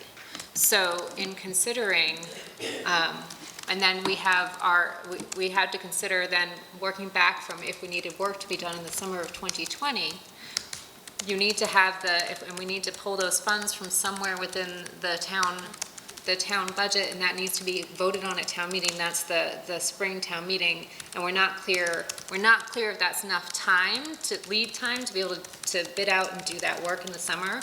But we did ask Greg, the town administrator, about that, and he was going to consider, he was committed to considering a special town meeting if needed to be able to, which would happen early enough to be able to, with enough lead time for that work to happen in the summer of 2020. Right, I was very happy about that. It was very explicitly asked if we needed, when we get the survey back, that was a concern that many of us have, because we recognize that the summer is the most ideal for this to happen. So working backwards, if May did not allow, once we got the survey back, he said if we need to, we need to. He of course didn't want to, but he agreed that it would do it if we need to. So that was really reassuring to hear that it's not just October or May, that there is a window of opportunity, and Mary Jane is regularly meeting with Greg as well to be able to have that back and forth communication updates. And Josh has been working with Greg in relation to the RFQ, and we actually have an email too in relation to making sure we. Oh, he's over there. So thank you. Yeah, he's hiding behind a pillar. I know, I was like, I got an email from you, but I was like, he's there.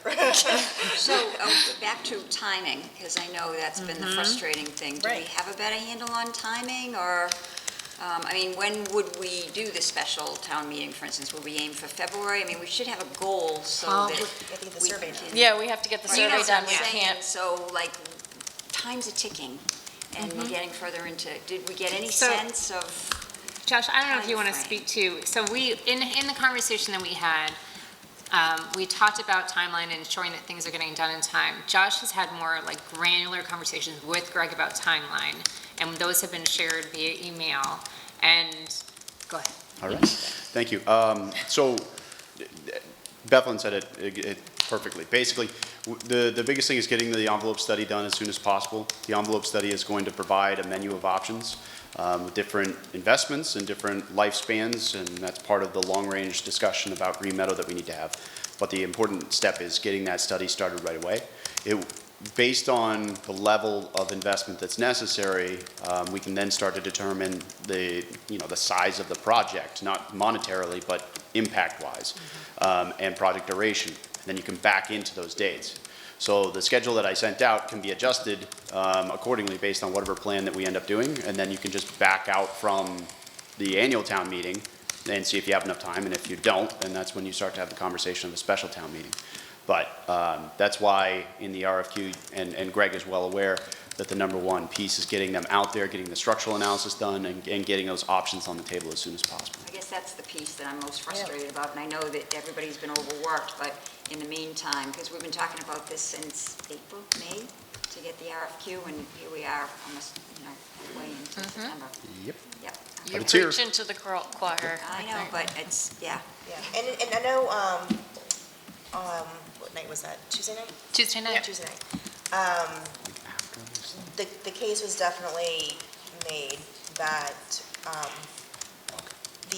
just like the summer, when things start happening, I think the community is gonna feel more reassured, like, okay, we have an action happening, like the summer project, you see things going, and things kind of like, okay, we feel like it's gonna happen. Right now, there's a lot of conversation about it, and they are behind the scenes conversations, what not all of us are privy to, which makes it even, more difficult because, it's like, what is happening, right? And so that was really stressed Tuesday night, is that I think, the community needs to see, some concrete, action steps happening. So, and I think the message was very clear in that delivery, to Greg and the Board of Selectmen, and, sorry.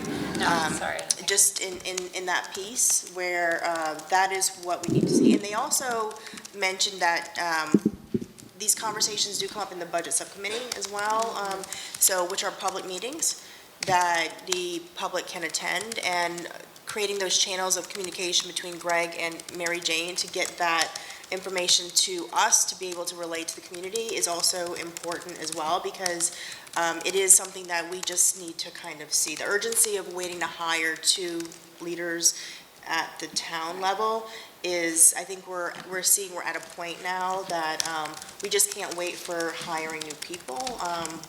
Well, I know one of the other big pieces was the money. Where's the money going to come from for the envelope study? Because that's been different conversations too. Was that talked about on Tuesday, or? We didn't talk about that on Tuesday. No. I think that will be, I think that we will be able to, we have a few options and we can continue. I think that unfortunately it's been. So it might fall on us. Well, I don't think necessarily. No, the main option No. that's come up, which I will say we haven't vetted by anyone else but us talking about it, was, and this was one of the things that Michelle, I think with Mike Gazzone, had sat down and tried to look at where some money could come from. And the 100,000 was already approved for all the roofs in town at the May town meeting, it could come.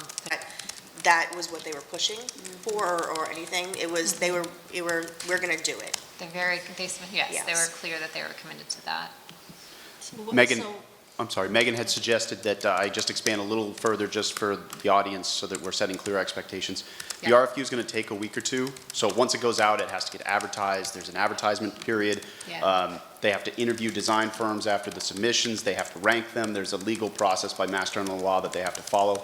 That takes a couple weeks. Then they have to do a contract negotiation, settle on a final fee, and then release them to get started. And it's an extremely competitive market out there. There's a lot of work going on, so it's not like they're going to just start that day. So it may be a few weeks before you get people to go out and actually do their field analysis, and then it takes a few weeks to come back with some recommendations. So it's probably a few months before we actually have a menu to choose from. And you provided a really great rough timeline of that, and I know that Greg referenced that is part of his view.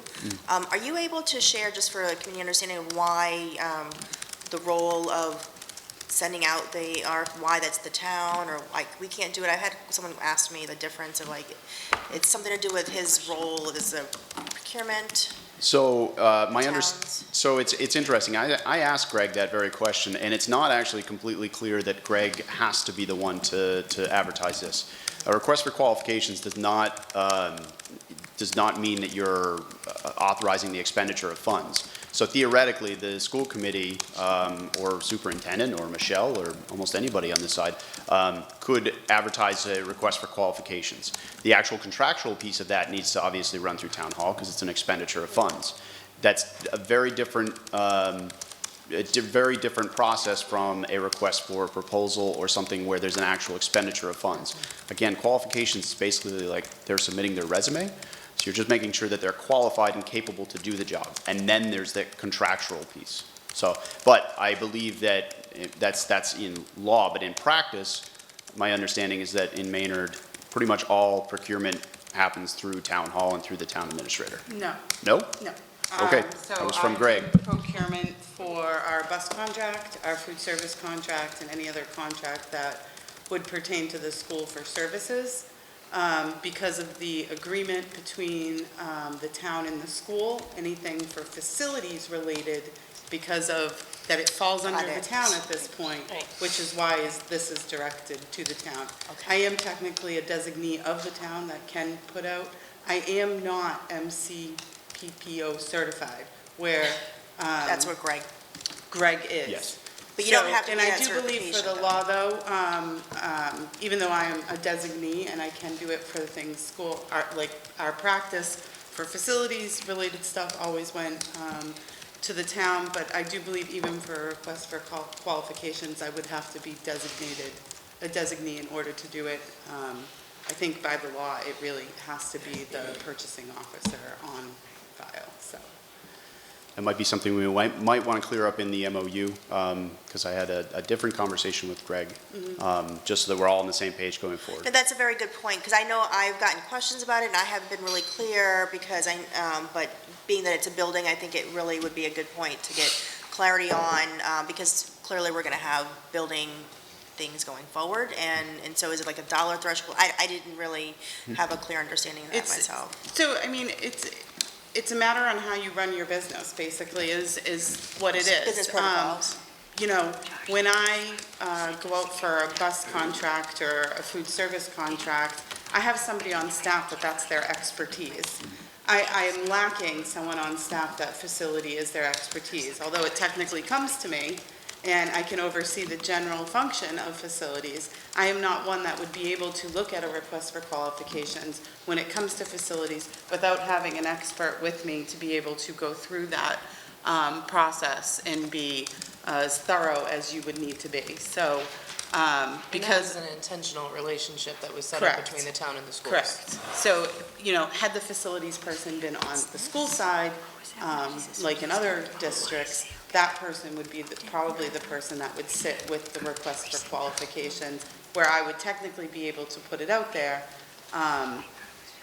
but having their expertise to do so. So, because of the way we're set up, everything that had to do with facilities or grounds or anything like that went through the town.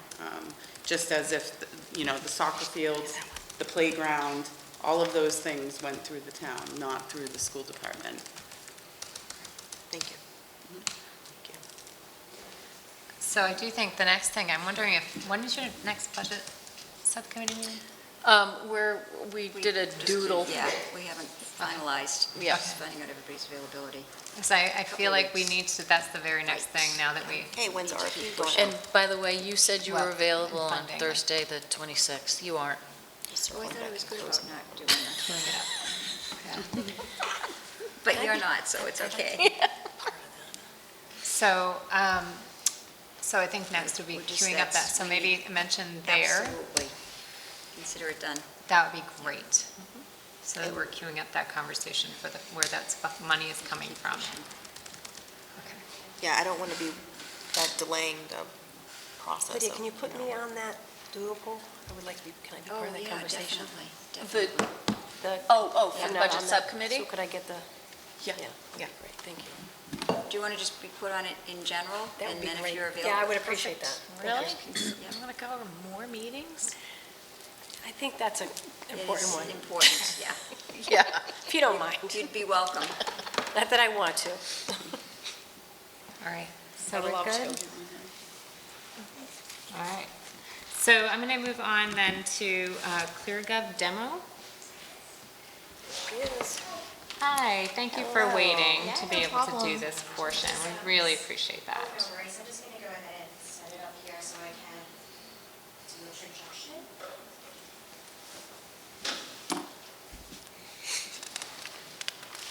So maybe while you're setting up, just explain that, and I'm going to need help with this. We've been having conversations around consideration of using ClearGov takes information that's available on the DESI website, but it is able to synthesize and present that information in a very user-friendly way that's really accessible to the layperson. So you're able to go right in and see things visually. Transparency. And Yeah, promotes allows, transparency. yeah, to allow for the transparency that we value and want to make sure is happening in relation to the budgets and what's going on with the district in general. Okay, so my name is Annabelle Cora. I am the Client Success Manager working with the town of Maynard and Maynard Public Schools on the ClearGov Transparency Platform. ClearGov is a local company, so we are actually based at the Mill in Maine. Are you able to do the microphone? It's a little- Oh, Yeah. I can move it. Sorry, I just want to make sure that the. I was going to say that too, Yeah, can thank you. hear a little bit. Oops, sorry. Push it down a little bit. So yes, so Thank you. yeah, ClearGov is a local company. We're based at Mill in Maine. We are currently working with over 250 towns, cities, and school districts in implementing a transparency solution. So I'm also a Maynard resident. I have also a son in Green Meadow, so I'm very familiar with the school and with the town, and I work closely with Greg, Megan, and Mike over there in terms of the implementation process. So tonight, I really want to go over and give you a demonstration of the information that's available on Maynard Public Schools ClearGov page. And also to answer any questions that you may have, also show you how you can utilize this to communicate with the community and also share any important information about the school.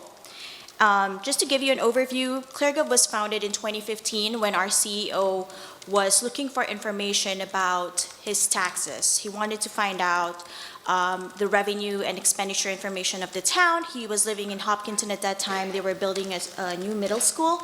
And what he found was that he couldn't find any of this information anywhere. And when he did, they were all in PDF formats. He didn't understand them because he didn't have a finance background. And so what he did was he went ahead and started this company, and we built all of these pages that communicate revenue expenditure information, school performance data, and we built it for all towns, municipalities across 50 states in the US, and we have the most number of customers here in Massachusetts. And as Bethling mentioned, the information available here is all based from the Massachusetts Department of Elementary and Secondary Education, and also it's updated yearly. It's all information from the end-of-year reports from the schools, so these are all audited data. And then in terms of the demographics, those are all also coming from the database. So let's take a look. So, Can folks that are sitting out there see the screen? No. I don't think they can see it. Do you think that we can adjust it a little bit so that we can? We angled it so y'all can see it. I know, it's a tricky So, I don't situation. know. It is a little, Yeah, that would be good, like, even if that, we just move. Yeah, maybe the- that could do Yeah. it. I'm sorry. no worries. Is that okay for you to present?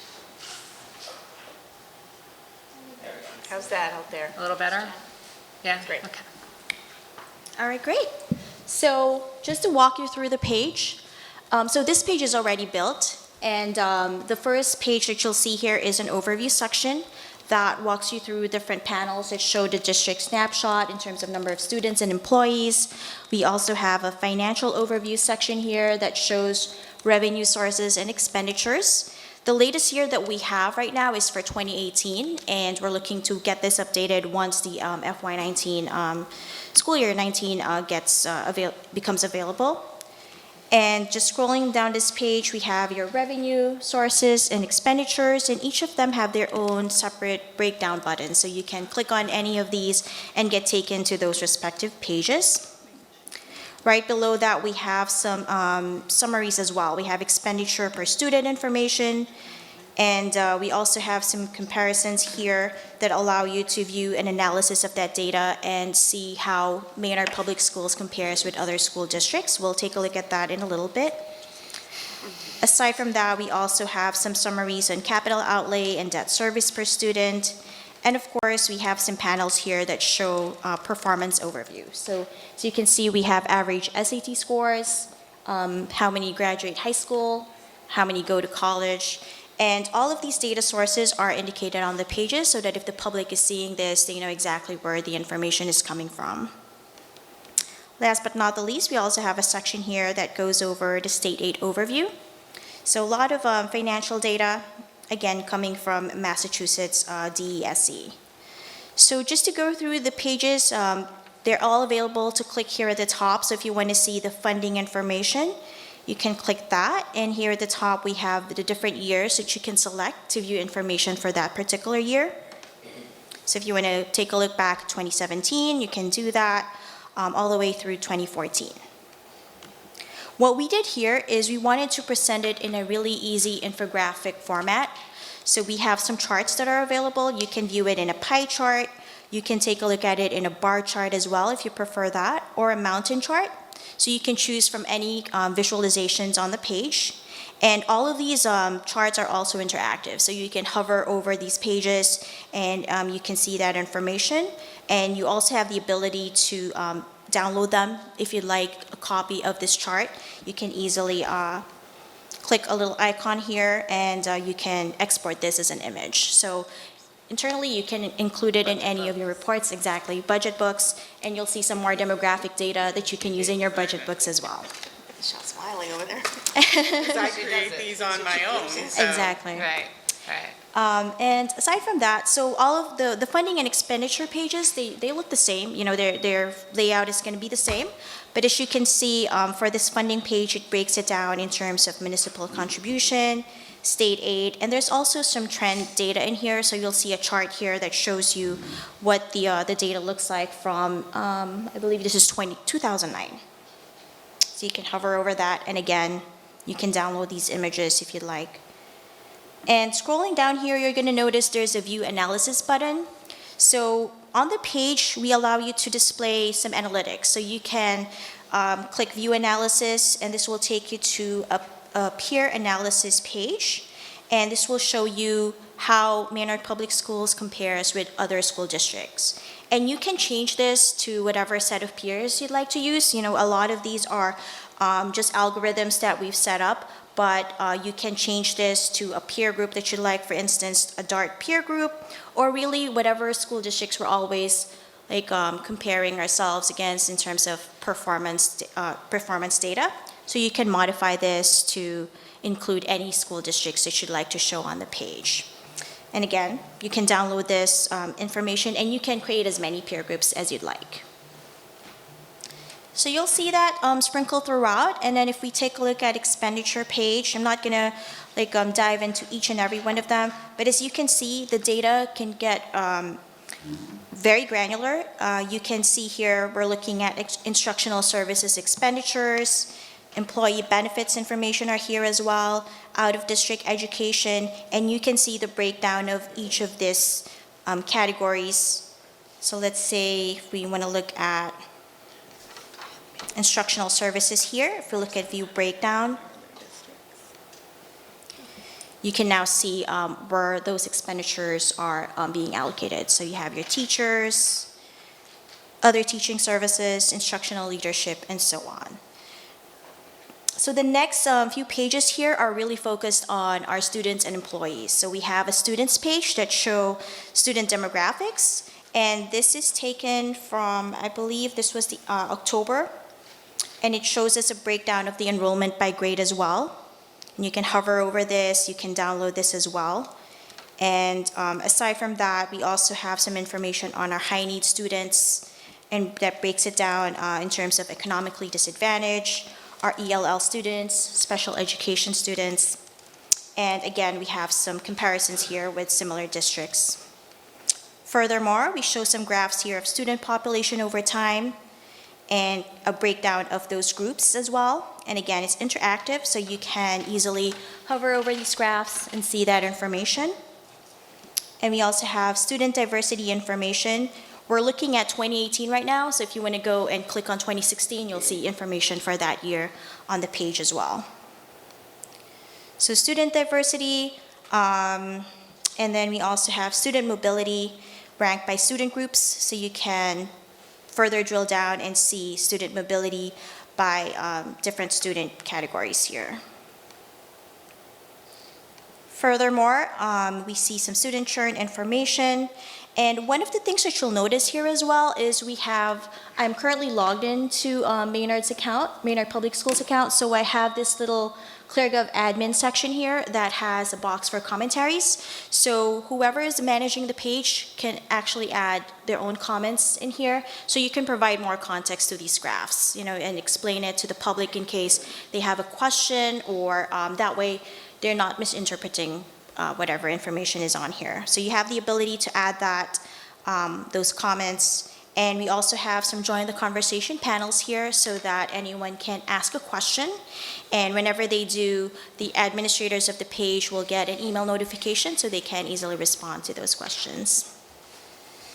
The next page is employees, and this shows us our employee overview. And we have a nice graph here of employees versus student growth for year over year. And we also have employee breakdown here. So this just reflects our full-time employees. And some information here, we have some comments below these graphs as well, so that the public knows exactly what's being included in the total. And as you can see, we have a breakdown here of how our employees are broken down. We have your teachers, paraprofessionals, administrative support, and so on. And we also have a breakdown per student and some trends over time here. We also compare it with the state average. So in the graph here, we see Maynard, we see the peer average, as well as the state average. All right, so that's the rest of the employee page.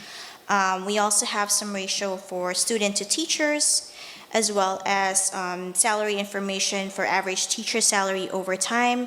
We also have educators by age group, so you can see the age of our educators, and you can hover over these graphs to see the totals. So the next two sections, the next one is for test scores, so performance data.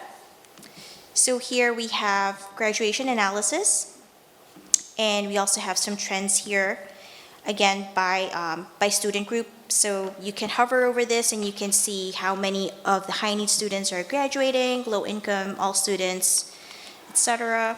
And you can also change this and view by race or even by gender.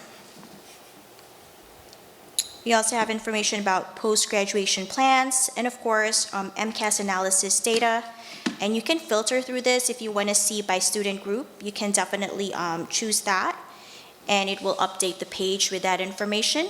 You can also choose by grade if you want to switch it up to another grade and see the results for that. So all coming from Department of Education. We also have the SAT scores and advanced placement information. And last but not the least, we have state aid.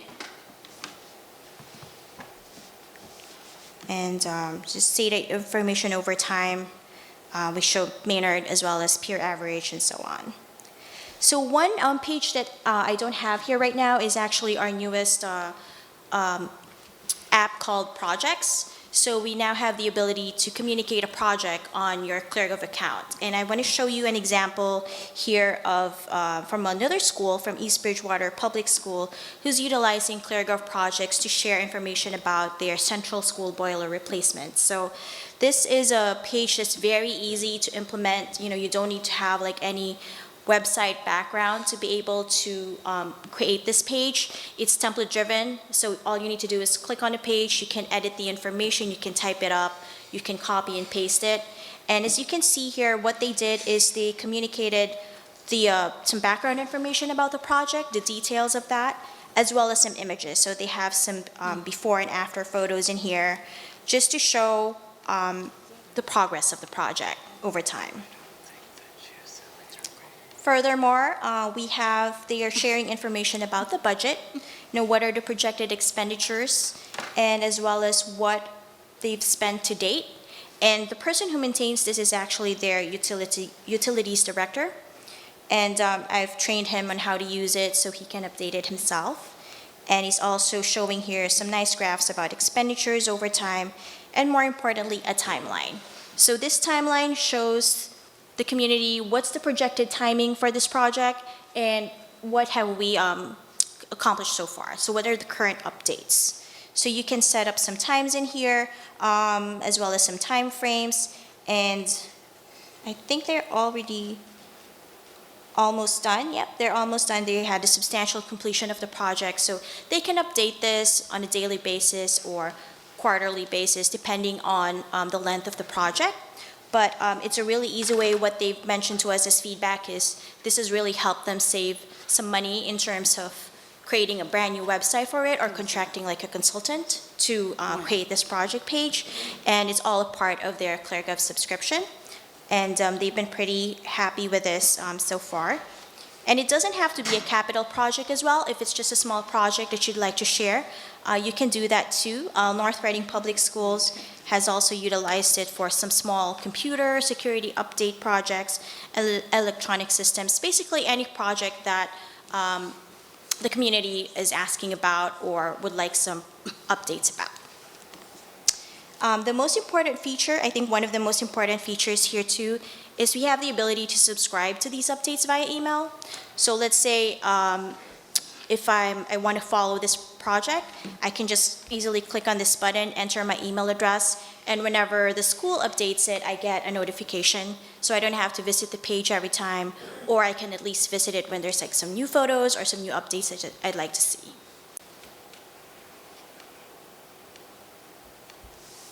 All right, so that's really the overview of the page. So right now for Maynard, we have all of this data available, and I think we wanted to talk about. So I think one of the questions is, I know we were talking about sort of a reduced level of access for the $1,600-ish dollars. So what of this information is available with that reduced level of access? So with the reduced level of access, which is what we call like suspension mode, you have access to all the pages. So all of the pages will be live, and you can create and update one project page. Oh, so the project page is included with the You can have one, yes, you can I have know one when we- project page. When we looked at some of it, it said we didn't have access for a couple things. Yeah, at one point, we logged on a couple days ago, Yeah. and there were certain pages that were locked Right, off, so that wouldn't right. be the case. Correct, because we Okay. haven't. Because we actually- haven't implemented our Oh, agreement. so that's not from our subscription. So there's Yes. certain things you can see for free, and then there's other things you can see if you pay them. Got it. That's right, That whole so. pay for services thing. I don't recall the specific, it was around 1,600, I don't recall the specific price. Sure, actually, I think I have it right here. Okay. I'm sure it's very. I think it was like 14 something? or- It's 1,100. Oh. So less and then more services than we thought. And how much is it normally? So normally it's about 4,600 for the full implementation.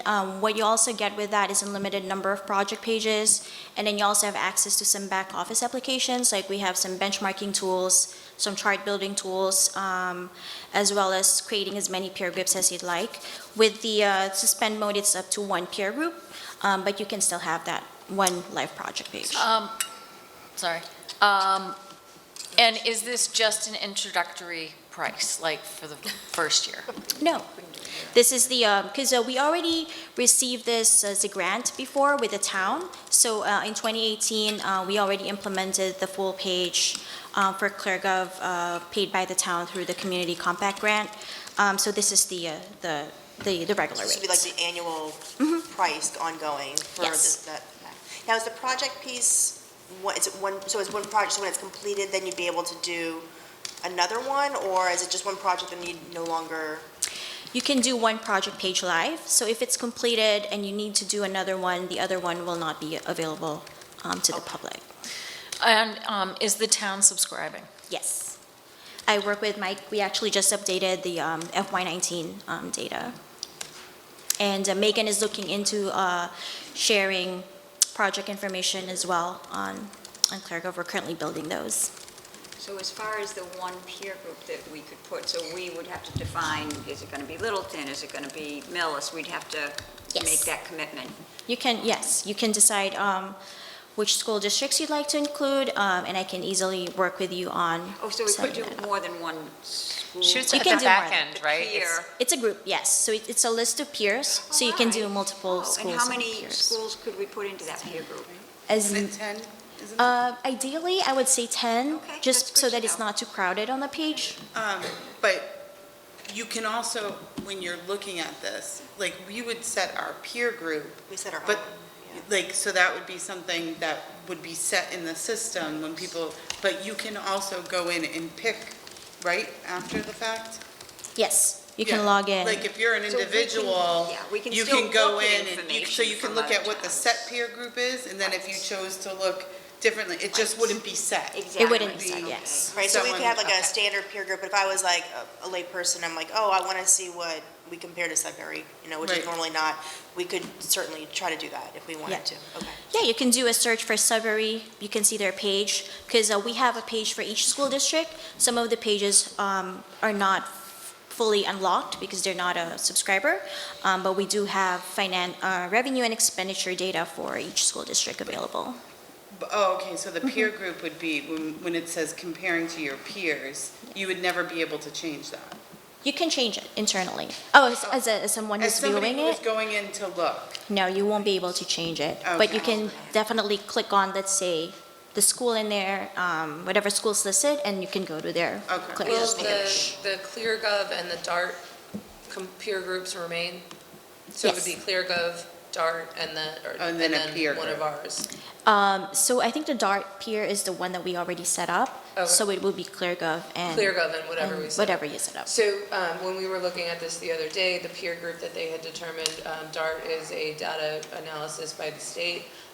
Radar is another data analysis which comes after DART, and they provide us information on peer groups based on our demographics, and then also peer groups based on our town's ability to pay.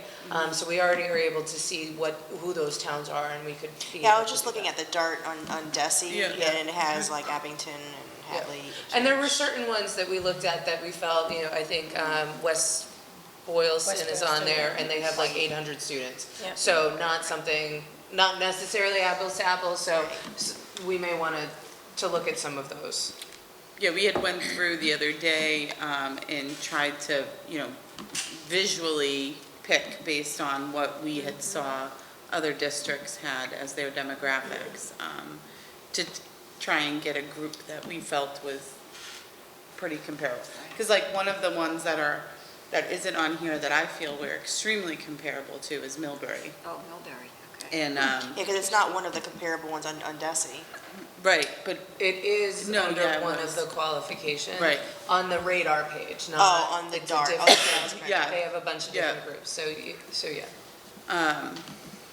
And the reason, and that's like a personal thing, because I know the business manager there, and I know the different things that they're facing, and how they're financed, and the struggles that they go through are very similar to us. Whereas, it might not be specific on here, but really in comparison, we're very similar, so. So we could collectively come up with our peer Yep, group. yep, that's like literally what we did. We just Perfect. had them up and looked at everybody's stuff.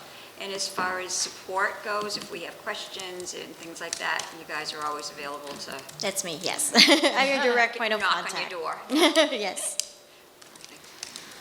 So I believe in former conversations, Michelle, you have, as far as looking at this option, you create these charts for yourself anyways for your budget Correct. books. You have what you need to do that Yes. internally already. Yeah, this would be much easier for me. Just saying. But yeah, I mean, like, if you look at the budget book that I've presented for the last couple of years, there's very similar information in it that I've created myself by pulling it off of these sites, but it's very similar to what they have here. The other piece that I think is helpful in regards to this, if you go to like the employees, and then scrolling down to look at the comparisons, just the visual nature of being able to see this.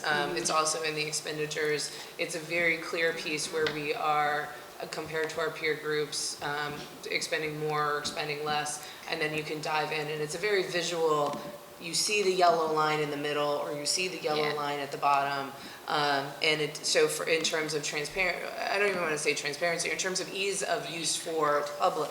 Translation. Sure, absolutely. It's knowledge translation. I'm on DESI now, just to Yeah. kind of see, and like, so here, it's kind of all on one page, Right. where on DESI, have to pick I have to Robin click Reed. on like Stafford, like all those Yeah. things, you have to click, so they're not all in one area to see Right. the Yeah, and analysis. it doesn't, that way. and the visual analysis of it just is- numbers, it's pretty much. more, yeah, I mean, they do have, so in the radar data, which you have to search on their page to find, they don't have Yeah, it it's front not and all, center. where is the radar data? If you search radar, just DESE radar, it'll come up. So you can download some of that, but a lot of that is behind the scenes in the security portal. Yeah, 'cause it's not on the report It doesn't have card. the level of detail. It's not on the report card, no. Right, because that's where I'm looking, like, some of Right. this is the report card, but then that's. So a lot of this data in terms of the test scores and the comparisons and those things we can get and we can provide, and we do provide, that's how we do our MCAS presentations. And we share that information. This is much more easily accessible in terms of ongoing and updated for the community. So this was information so that we could, Right, decide if it was worth yeah, spending it $1,100. was worth the that we 1,100. really I will don't say the have. other thing that just occurred to me is that when we were going over our goals, one of the goals is the community engagement, other was around budget. And Yeah, it just it definitely seems would that be helpful. this, yeah. This kind of aligns with some of the things for this year, I mean. Yeah, I that know we're we have been very concerned about spending $1,100, recognizing where our many financial needs, so that we wanted to really do our due diligence, so, Do we make a motion? Miss Business Manager, weigh in. well, I don't know if, This is Or informational. just, Go ahead. just money-wise, just where it would come from, what. yeah, was the. Yeah, my isn't our next budget question. frozen? So what we had done, and we discussed this in August, we had, there was an expenditure from last year that we would not need, and I don't remember which line it is in specifically, it's in the superintendent's line, it was the mediator for one of the school Oh, committee meetings. correct. That was over this amount of dollars, it was about $2,400, I believe. So we had identified that those funds could be reallocated, because likely we wouldn't need that. Of course, I will say what Michelle likely will say, which is, we are looking at every penny in every sort of way. And so it is fair to be thoughtful of that as well. What if we do this? What if Michelle, if you were to confirm where you think that would come from this exact moment, I mean, you don't need to right now, but like at this point in time, and then feed that to the budget subcommittee, their meeting, they then return to us with their recommendation if they're meeting in the next, I don't know what. Yeah. So I will say, so originally, and no offense, just because we were so tight, Right, and the yeah. cost was over $4,000. You know, I was against this. I was for Right, $4,000. That's, You know, we Nearly can 5,000, yeah. send people to the Department of Ed's website to get it. They also can get the information out of the budget book. For $1,100, it's a totally different story to me, honestly. And with what we have been through recently. I love the project page, to be honest with you. I Think- feel think like of what- this is how- like I the can't year even that tell that you, would be. You spent more than $1,100 on my salary creating that construction page that I had no idea what the hell I was doing on and had to figure out. Like, I'm being completely honest, like, totally honest when it comes to We that. do have projects. So, and that's just, that was way clearer than what we have done, what I did. So you're saying that we So don't in need to. self-reflection. That we could potentially. Savings in her time and salary, I think, is what she's getting at. But honestly, and then the other piece of it is that, you know, when we talked about it, and I will say, like, for me, I was like, well, I can give this information, and I give it in my budget book, and if people just read it. But not everyone gets the budget book. Not everybody wants to read it. People are more apt to be on their computer. The budget book is not interactive. It's not free either. It's, I mean, the printing costs. And it's not free, right, there is a printing cost to it. You know, so in that sense, I think about, is this better for the community? Is this better for the community and their ease and an ability to possibly answer questions without it taking up time because they have the stuff right at their fingertips and they're able to do that comparison. And then even with this, then they're able to have more detailed conversations as well as look at other districts that they can compare us to, that they can say, and it gives the public the opportunity to dive into those other districts to come back with, this is what that district did, and look at where they are in comparison to us, and helps us, again, think outside of the box. Expand the thought Like, partners and Well, considering and just it. us, and I mean, we're information. always making comparisons between it, and this is, it just makes it so, because if I had to go to the DESI site, because it isn't user-friendly, my thought is to not do it because I don't have hours to spend versus here, this is Right. a lot more Yeah, succinct. I mean, I was gonna say the same thing, To too. all of this information, and every time we go on it, we're like, oh, wait, look at that. Like, Right. I know. It's very Geek easy. out. really Geek out. easy on this Right, app. So we did the other I day, mean, and it makes it it was easy amazing. to support the efforts that we're trying to convey with our community. And the fact that the town has bought into it. Does tell you something. Yeah, it seems as though You know, it's. and again, $1,100 is Right. completely different than So $4,000. we could, why don't I say, rather than going me, which was my initial thing, what if we instead, if we could vote pending that you're able to find what, The Finance. $1,100. yeah. So we did If have that, the, we yeah, did so if have- that's still true. Yes, that is still true. We haven't Okay. touched that line. Mary Jane hasn't got to spend anything yet. Since she came here, she Well, hasn't don't get a mediator. got to spend anything. Okay. No mediator for Okay. you. I'm trained as a mediator. So what is the, what do you think? I think we should make a motion to. You may do that if you'd like. Oh, okay. Go for Okay, it. okay. Let's just nip this one. Yes, It's go a ahead. big decision. I will make a motion to approve the expenditure to engage in services for the use of ClearGov for the school committee or a school district. At the- to the- For this year. To the cost of $1,100. For this calendar year.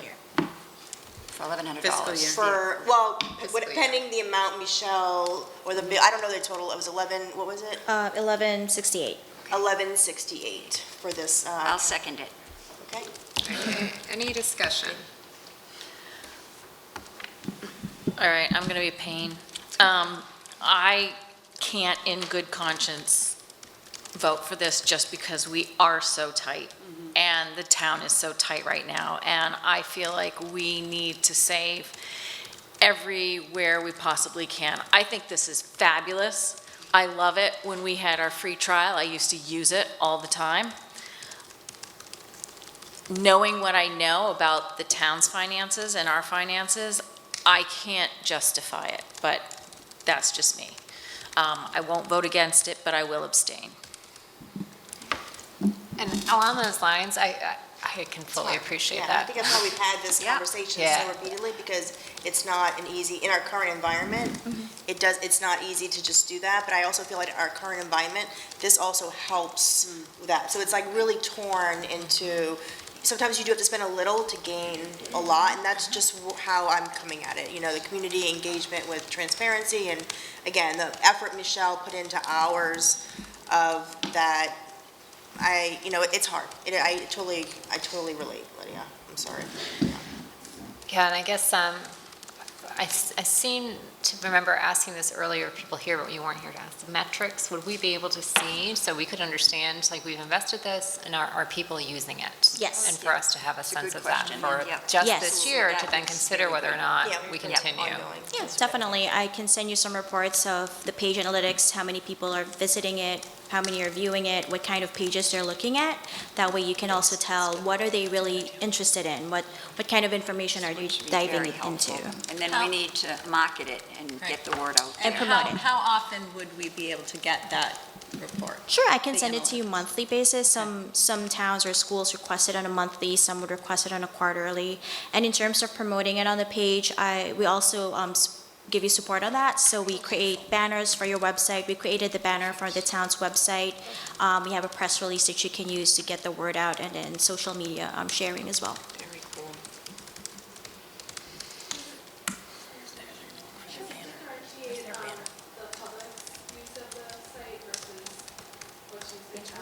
So this is the public site, so it's the same view for everyone.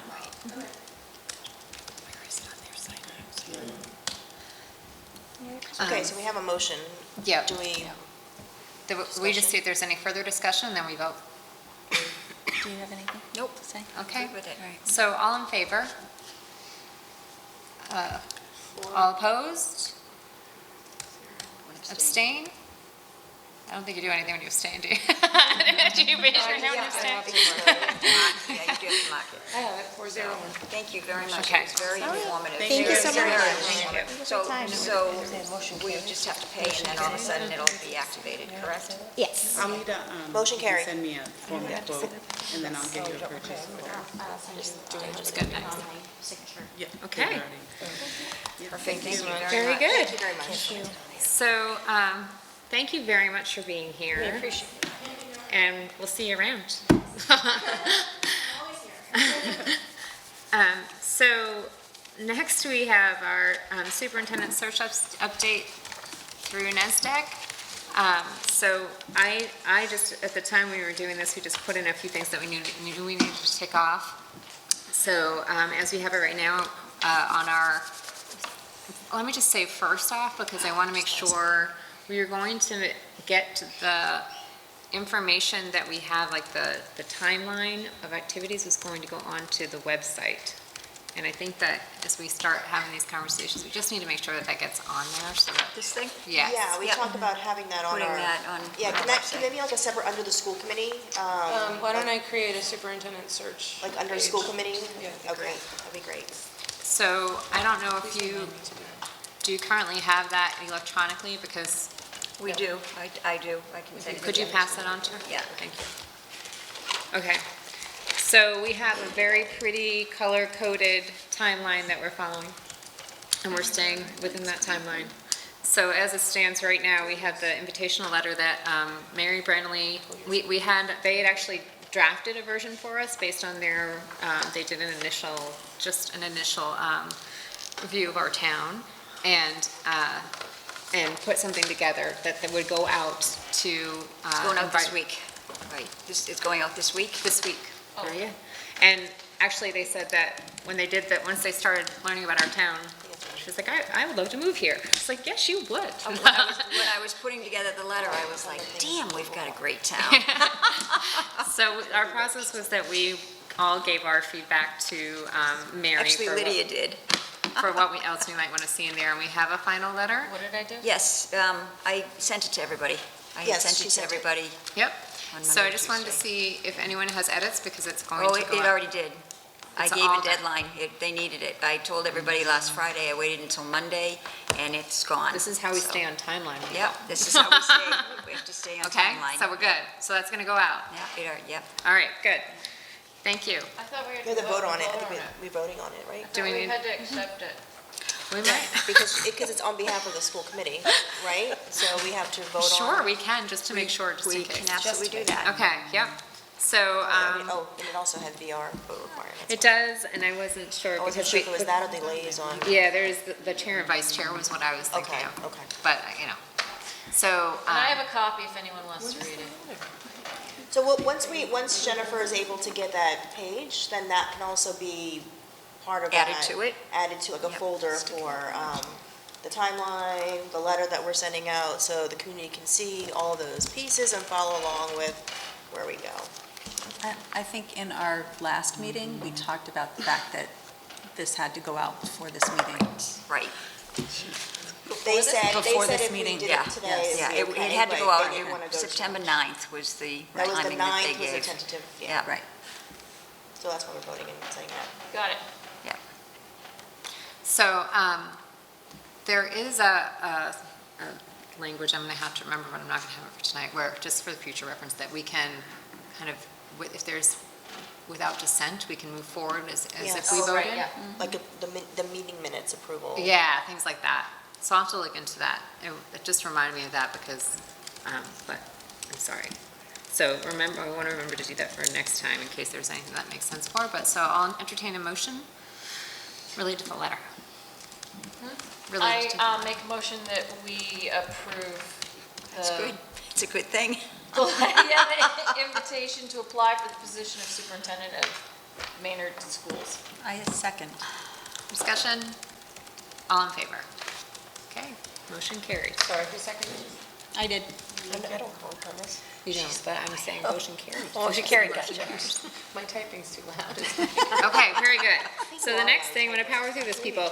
We, for our timeline, chair and vice chair, we're going to vote on the chair and vice chair to be appointed for the screening committee from our, and the setup of that committee. So the things we were going to talk about were, they recommended, NESDEC had recommended that generally you take from the school committee the chair and the vice chair that then are for the screening committee, they're the chair and the vice chair of the screening committee. And you can also have one of those people be the liaison. Right now, we have Mary Branley as the So liaison. it was two school committee members, and then they would be the chair and vice chair of the screening committee. It doesn't have to be us. Nope. Right, okay. Yep. And then, the separate role was the Or liaison for communication, or no? It doesn't have to be a third person, it can It just. can be be one of the two. Especially because then it creates a quorum if there are three and there's some sort of. I just think, if there's a third person, it just seems redundant and. He said you could do either or. Yeah. Either have a separate person or have one of the two. So whichever works for everybody. And So, then do we nominate? Is that what we're doing, or how do we Yeah, I think that proceed we, with this step? so we can see who might be interested in that and then decide, and if there is a need. And just to clarify for the audience and the community, is that the screening committee will not be hiring the superintendent. They will be making recommendations, they'll be doing the initial screenings, and that comes back to the full school committee to then interview the finalist publicly, and then go from there. So I just wanted to clarify what the purpose of the screening committee is versus, because it seemed for the interim, there was a little bit confusion around there, so I just want to make sure everyone is on the same page with the expectations. Screening, the initial piece, but the finalists will all have to be coming before the school committee.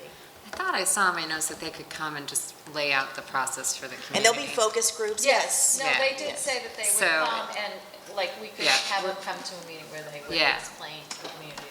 Yes, very good. Yeah. So I think that would be very helpful.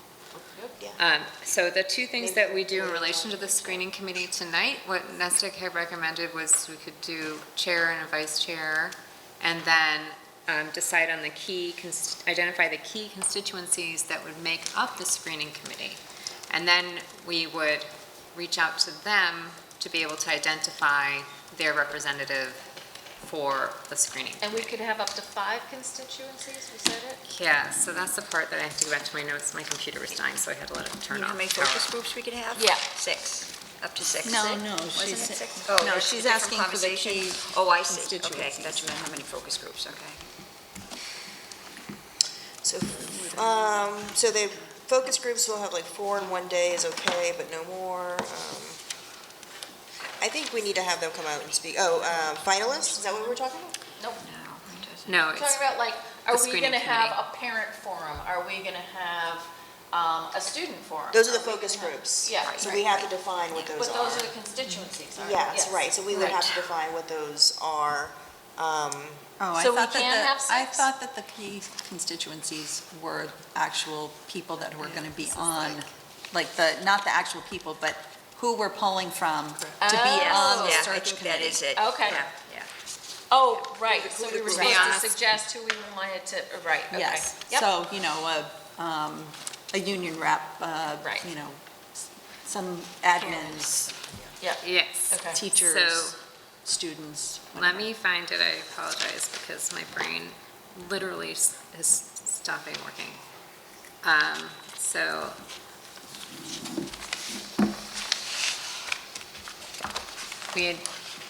They talked about the screening committee.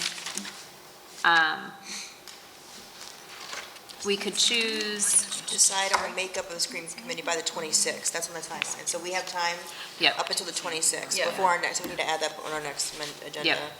Yep. Then we would decide on the makeup of the screening committee. That's what I have in my notes. great. So the thing that we need to make sure that we consider for the 26th then, Is understanding what the makeup should Yep. ultimately be, and then we can decide that. so yeah, so you got to think about, they suggested things like teacher, special education, town appointees, people who wear more than one hat. You want 10 to 15 people.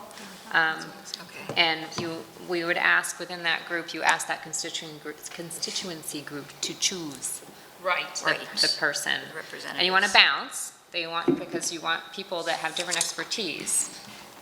Budget, communication, technology expertise, so that they can assess if the answers of the candidate that they're screening are authentic.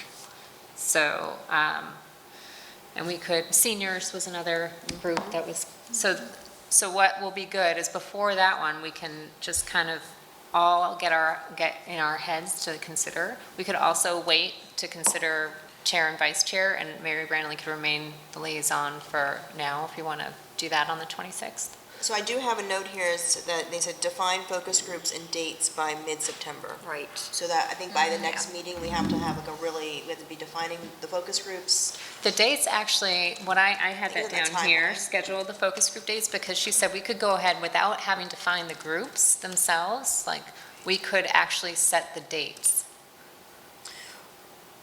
Yeah, I think but it how do depends on we like the know what- school, like, if we want to have a student one. Yep, so that's what she was saying. I can go back to that one if you want to go Okay. back to that. No, that makes sense, I just want to make sure. No, absolutely. So 6 focus groups, for example, and then And they did say like within a couple of days. Carolyn will reach out to someone as liaison for the focus group. Pick 2 days to do all the focus groups during the school day. Can schedule, no matter the particular targets, a space of 20 people. So the idea was that you have full days and and you do different timing, different days, so then you have those blocks in place, and then you can reach out to the groups and decide who to fit in And there was where. also something about rolling focus groups for staff, so they could come like from 2:30 to 4:30, and Yep. they could kind of. And it accommodates different schools. Right. You could use the first or second hour of a regular meeting that's already happening to be able to get drop-in for staff. I wonder if we should be reaching out to have them present at our next meeting. Have NESDEC? We have Kate and, Next, it's a big That's agenda. right, Pretty that's right. hefty. 22nd is a big That's agenda. right. Why don't we schedule a 24. third meeting for September? sorry. There's a school committee meeting? We got a We lot to do. I'm not sure why we need to do that, but Is it possible that this is something that could be done in terms of scheduling the dates in subcommittee or That's what I was thinking. information that could be passed out? The date scheduling can just happen directly from schedules. Carolyn to administrative right, liaison. that's why they're getting paid the big bucks, Okay, yeah. so this group needs to determine who those focus groups are. Right. Does that need to be done, is that something that needs to be done tonight? No, I think it says, by mid-September, which is kind of today. Okay. Spelled out. And does the group need to determine the two school committee liaisons tonight? That, I think, is part of the screening committee, which is needing to be done, right? I think that would be it would be a good time to do that if we feel like we're able, because then we can start working towards, we can have some people that are holding the space for these details, which obviously I did not have time. I apologize, because normally anything I have on the agenda, I try to make sure I review the details so that we're sure we know what we're talking about. But if we have the chair and vice chair in place and the liaison in place, they can really be holding the space for some of those details. Right, so if we elect the chair and vice chair, can they then brainstorm about Yep. constituency groups and whatnot? And bring that together. then we could just briefly discuss it at the next meeting? Yeah, just send us Right. information and then we can. If it's all there, you can approve, you can just amend and then vote. Right. Okay. So let's do that piece now. So for the folks that would be interested in being on the screening committee, we can have 2 members. I'm interested. Yeah, I am too. Okay. Anyone else Anybody else? interested? I am interested, but I am also very stretched with the Green Meadow School Council and CPAC and Green Meadow Future Committee, and I eventually would like to see my family at some point, but I respecting that there will be engagement. I think that. Constant updates. Yes, I want to just put out there that I am let me be careful with my wording. I want to make sure that there are certain processes that happen before are not replicated in decision-making within the screening committee that are escalated or brought up, if that makes any sense. Yeah, I think we did talk about before, we all processed I it. think we didn't define it earlier on at for that part, and I just want to clarify on the record that the decision-making process will be clarified and different. Yeah, well, and it'll also be very, much more explicit, and Right. immediately Right. we'll have the guidance of NASDAQ to be able to Exactly. help us in Yes, any yes, capacity. this is definitely going to be more. Yeah. Okay. But it is worth noting, that is duly explicitly noted. Okay. So I honestly, I feel like currently with being able to do my part as chair and with all the different things that we have, I don't feel like it's, I could do that if I were to be. I remember them saying that you had to have a lot of time for those initial screenings. Right. And I just know that I would not do it service in September, the next couple of weeks, to be able to do that. Yeah, so it has meet the to be, needs. need to commit to October 31st, November 4th, if we stuck with the timeline. And November 12th through the 25th would be the going through all the Right, the 12th, yeah, the applications. 12th through the 25th must be available mostly 5 evenings for all the interviews. So So if you feel that you have, Yeah, I don't feel like I could necessarily do that chunk of time either, so I would love to do it though, but Are you comfortable with that time-wise as well? I'm unemployed. You're what? Unemployed. Do you want to say that louder?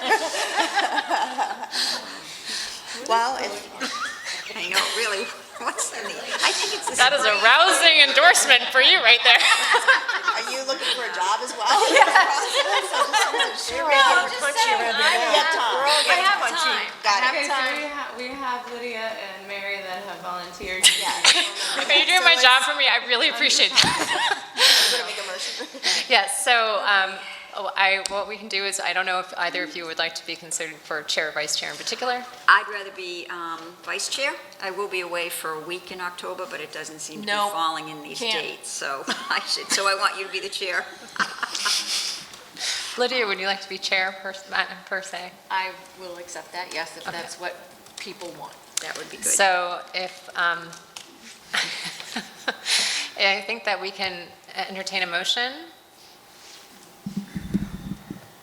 I entertain a, No, you make a I motion. make a motion to have Lydia be the chair and Mary be the vice chair of the search committee for the superintendent. The screening The committee. screening committee, right, for For superintendent.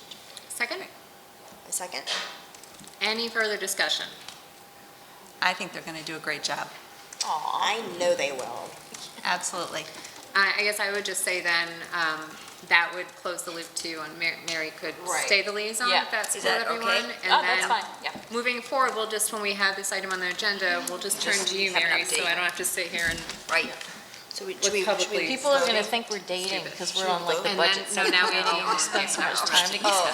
So do you need at this point, We need to vote. finish I need to voting. vote. Sorry. We need to vote. So, All in I'm just favor. for the discussion, all in favor?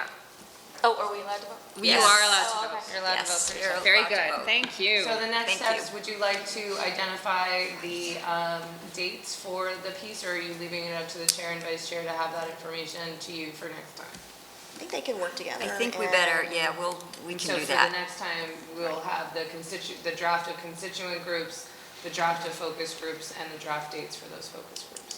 And the timeline will be uploaded also by the 26th? Yes, sometime then uploaded.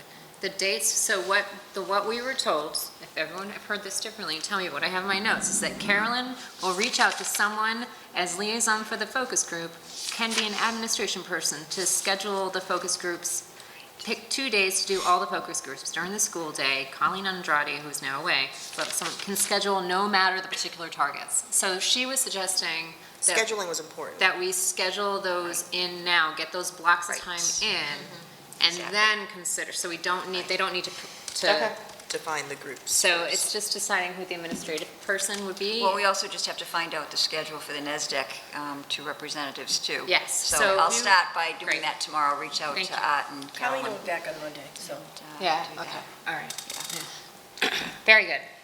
So a question real quick before, so you'll be the liaison with NESDEC. Lydia, will you be reporting back to us then when there's, so that just so we can kind of Between the two of clarify a us, little yep. bit as the chair of the screening committee? Yeah, so, Okay, just so when you can get information, like, do you want a weekly update? Is that, or just? just as needed, just so we'll know, like, Okay. you'll, you know, so Yeah. just defining the roles a little bit, that, okay. And you can, before the meeting, send out a draft, and we could send comments to you, so that we're Absolutely. able to ratify, because that's, so. We'll be keeping. Can them. we? You can send us stuff and we can Just- digest it our own. We can look at it and send things back to you. We can't One talk with person. each other. Okay. No deliberation. Yeah, we can send it back to one person, a compiler. Okay. or Sounds good. Compiler. It'll be a compiler? Great, then I think that's all I had on that item. If there's anything else that we need to review for today for that item.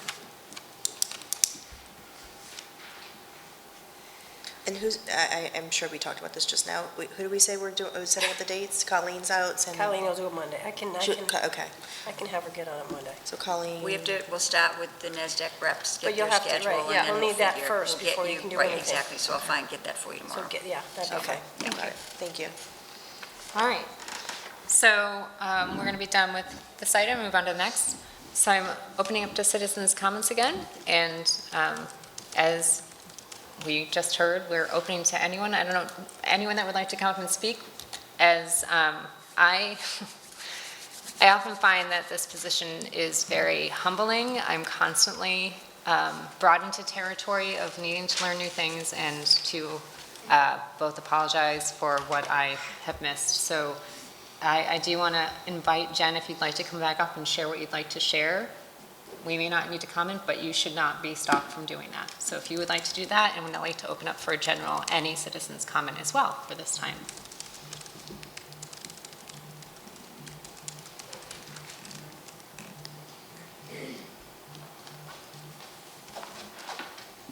I'm Julie. I have 3 kids in the school system. I'm just going to follow up on what Jen and Hillary spoke upon earlier. In the past year, we've talked about communication or the lack of communication. And I understand confidentiality. Regardless of the allegations, why are parents not notified about anything? Can anybody speak on that? I can't comment on personnel. I just can't. My other question is, if Dan is on leave temporarily or permanently, who is running the Fowler School Instagram page, because as I see it as a parent, it's his personal page. He made the school page with lots of selfies, family stuff, and then there's pictures of kids that attend the school. And if you look through it, there's a lot of inappropriate comments to students. And I just feel in general it's inappropriate, but especially at this time. So I would like you guys to take that into consideration. So the social media page, that is Instagram? It's labeled the Fowler School, but it's his personal account. Yeah. I'm not on Instagram, so I yeah. wasn't until today, because it was. I am brought to my happy to show you. Yeah, no, I think you can go on and find it, right? Yes. Yeah, okay. It's a wide open page, anybody can view it, which is scary. Anybody can view it. Very good. That's good to know. It's not private, so literally anybody can see what's on there. Thank you. As I'm sure most of you know, this town is very active on social media, and it's going to get there eventually. So I'm asking for you guys to please send something out to parents before it gets really ugly. There's backlash, there's lack of communication, and you know how that gets. So I'm just asking you guys to please write something. You don't have to go into the full details, we know, but something is better than nothing. Okay, I will, again, we have to always be protective of our staff. Right, so right. I will do something. Thank you. Thank you. Thanks, Julie. Anyone else?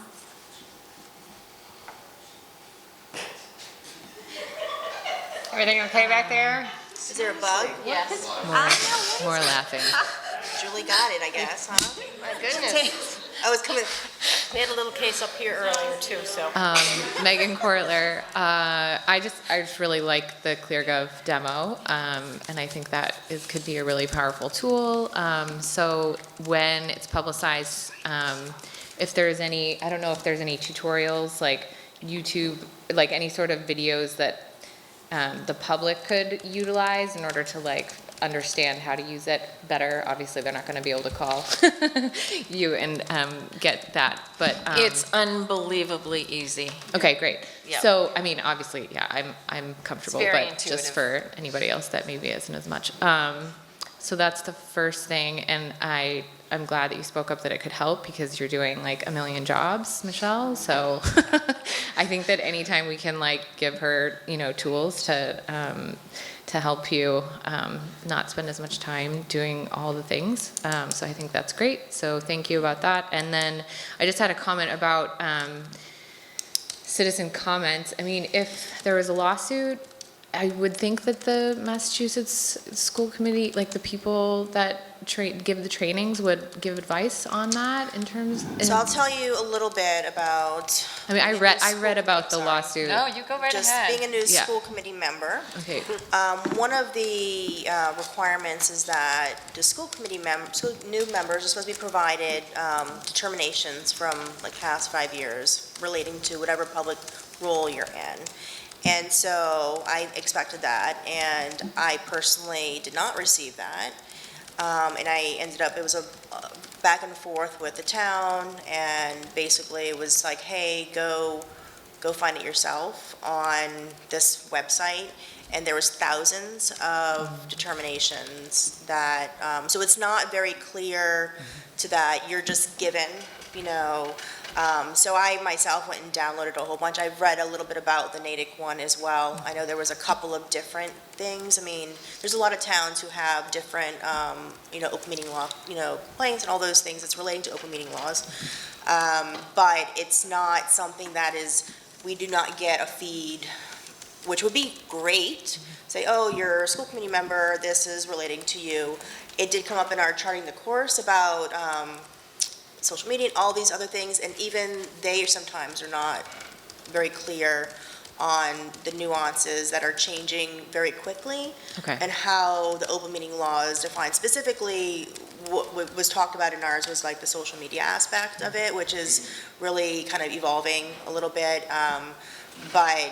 So yeah, we certainly look into it. I did, there were sometimes there's just a lot of ambiguity in how we can best purpose that, and also it's not really part of the training that you are trained specifically on this particular recent incident happened? How do you prevent that? I was just thinking from that your- maybe they changed their training based on that. You know what I mean? Like if there's a decision that was made and that affects all there school is- committees, then maybe then they would change. Anyway. No, it would be great if they like sent out like this determination and disseminated to all school committees that are relevant to that. That's not how my experience has been. Okay. So, We can reach out to them, so we are members of MASC, and with that, we can reach out to them at any time and get support, and we do that regularly we've been at this point. utilizing that a lot. Yeah, as we've been making sure that we have our own operational protocols and we have what we need in place for the accountability, and even developing, like, just this week, there's been 2 times that we've, for different things that we've. The nurse situation, like that was something new. We realized, we learned that from charting the course, like, hey, it's not happening. How do we best follow that process to make sure we want to be, I'm a compliance person. So, I question, and I want to, this is what the regulations say, how do we follow it? So that's really important for me to do, and also project for the community to really respect the function of what we're trying to achieve for our community. If you don't have trust in what we're doing, that's a big problem, and that's not what we need for this year. So that's, I totally hear, and I've read a little bit, but it takes on an individual to go seek out the information. It's nothing that's really delivered automatically that I've experienced, unfortunately. Thank you. Hi, Jen. Hi. I did have a question about the ClearGov thing. On the tabs, when you were showing, you said that it went back to 2014. Now, next year, is it only going to go back to 2015, or do we keep adding from 2014 on? We keep adding. Okay, and so is there not, the information is not going to be available online on ClearGov before 2014? As a tab, or is it? That's a good question. That's a good question. I think it's when they started, so I don't know, maybe they would. But I don't know when you had any years, the other years that would be there. Just to keep adding. Okay, yeah, okay. I haven't tell, if you wanted to come up for, definitely, please do. Well, as suggested, I did forward one of the email conversations and did get a response that it was received, so that it's established beyond my life that Dan thinks that IEPs are not something that need to be followed by law. Okay. And just an observation is that you've said, and we understand that you can't discuss personnel matters, but then to add on to that, you said you need to protect your staff. Well, I meant So protect their if somebody rights. is no longer staff. Correct. And I didn't mean, as I said that, I was saying to myself, I need to, until something is completed, I have to certainly make sure that the wrong information or any information that's incorrect gets out. So when I'm Okay. talking that, we have to be cognizant of everybody, students, parents, teachers, staff, and anybody. And that's what I meant. It wasn't, we're going to insulate ourselves to not get the information. That's not what I meant. Okay, well, it's not just that, it's that the person in question may or may not be staff, and we don't know that yet. Okay. So if Gotcha. that person is not staff, then I'm not could you, understanding. What do well, you said you have to protect your staff. If that person is no longer staff, then that If I person no can longer has to. clarify, I think what you're asking Yeah, I'm not was about Dan earlier, because that was where your question Yeah. was. Yeah, And because if that's, he's everybody still- wants to know. If he's still a staff member. You're right, Okay, that was what you were asking. yeah, which then goes back to we can't Gotcha, I comment see on what personal you're matter. And then the only other, I guess the concern is, do we have somebody covering his position right now? Because it's a dual principal model, and Right. last year, during the dual principal model session, Dan and Mike did say that there's not really much overlap, and that one person does one job, one person does another job, so that means during this week. We've been checking in with Mr. Barth. Mr. Gabron, Charles has been very helpful, stepping up to the plate to help us this week. We've been checking with Mr. Barth quite frequently. Hopefully, we'll have a solution to the I'm not even sure what to say. Situation The situation, Okay, and then just again, to reiterate, is that we are a small town, and information, whether it's, you know, correct or hearsay, or complete drama and fabrication, there's a lot of and news that's what right we're just now, trying to, and, but there should be like some sort of public saying that, listen, we can't say anything because there's an investigation ongoing, but as soon as we can say more, we will, or we will address this as soon as possible, just something, because we know something's going on, we don't know what, but so far it doesn't seem like we've gotten anything other than, he's not here right now. so that is all you, yes, that's Jen, absolutely what you got, yes. Can I just say, we don't know either, and. And that's great, so then let us know that. Okay, Like so we like a don't public thing, know, just an she email. hasn't divulged anything to us either. So we don't even know what's going on. So I feel your frustration, I really do. No, because and I know you do, I totally know that you Yeah. do, but just, again, it goes back to like the whole fiasco of last year, was everybody saying transparency, communication. Right, So right. even just an email saying, we don't know what's happening right now, would be so much better than just silence. Okay. That's it. Okay, thank you. Thank you. I appreciate that. Being in this position, trying to navigate how to do, it is tricky and trying to understand how to, and also, you know, yeah. Completely, your hands are tied as far as how Yeah. much information you can give out, but Yeah. just acknowledging Yeah. that something is happening. Yeah. Is at least saying, listen, we're trying to communicate, we're trying to be open, something's going on, we can't say anything about it. And because that will just quash so much drama Yeah. that's going on in the background, so. I respect that absolutely positively. Yeah, thank you. And thank you for returning. I appreciate that. So I just left out one thing that I want to say. I know that a certain grade in Fowler was making goodbye cards for him, which I think is really inappropriate. So I just want you guys to be aware of that too. Okay. Thank you. Thank you. Any other comments? Okay. Then we're going to move into member comments. Start over there. The end. I just had one thing, and it was more to Natasha than anything.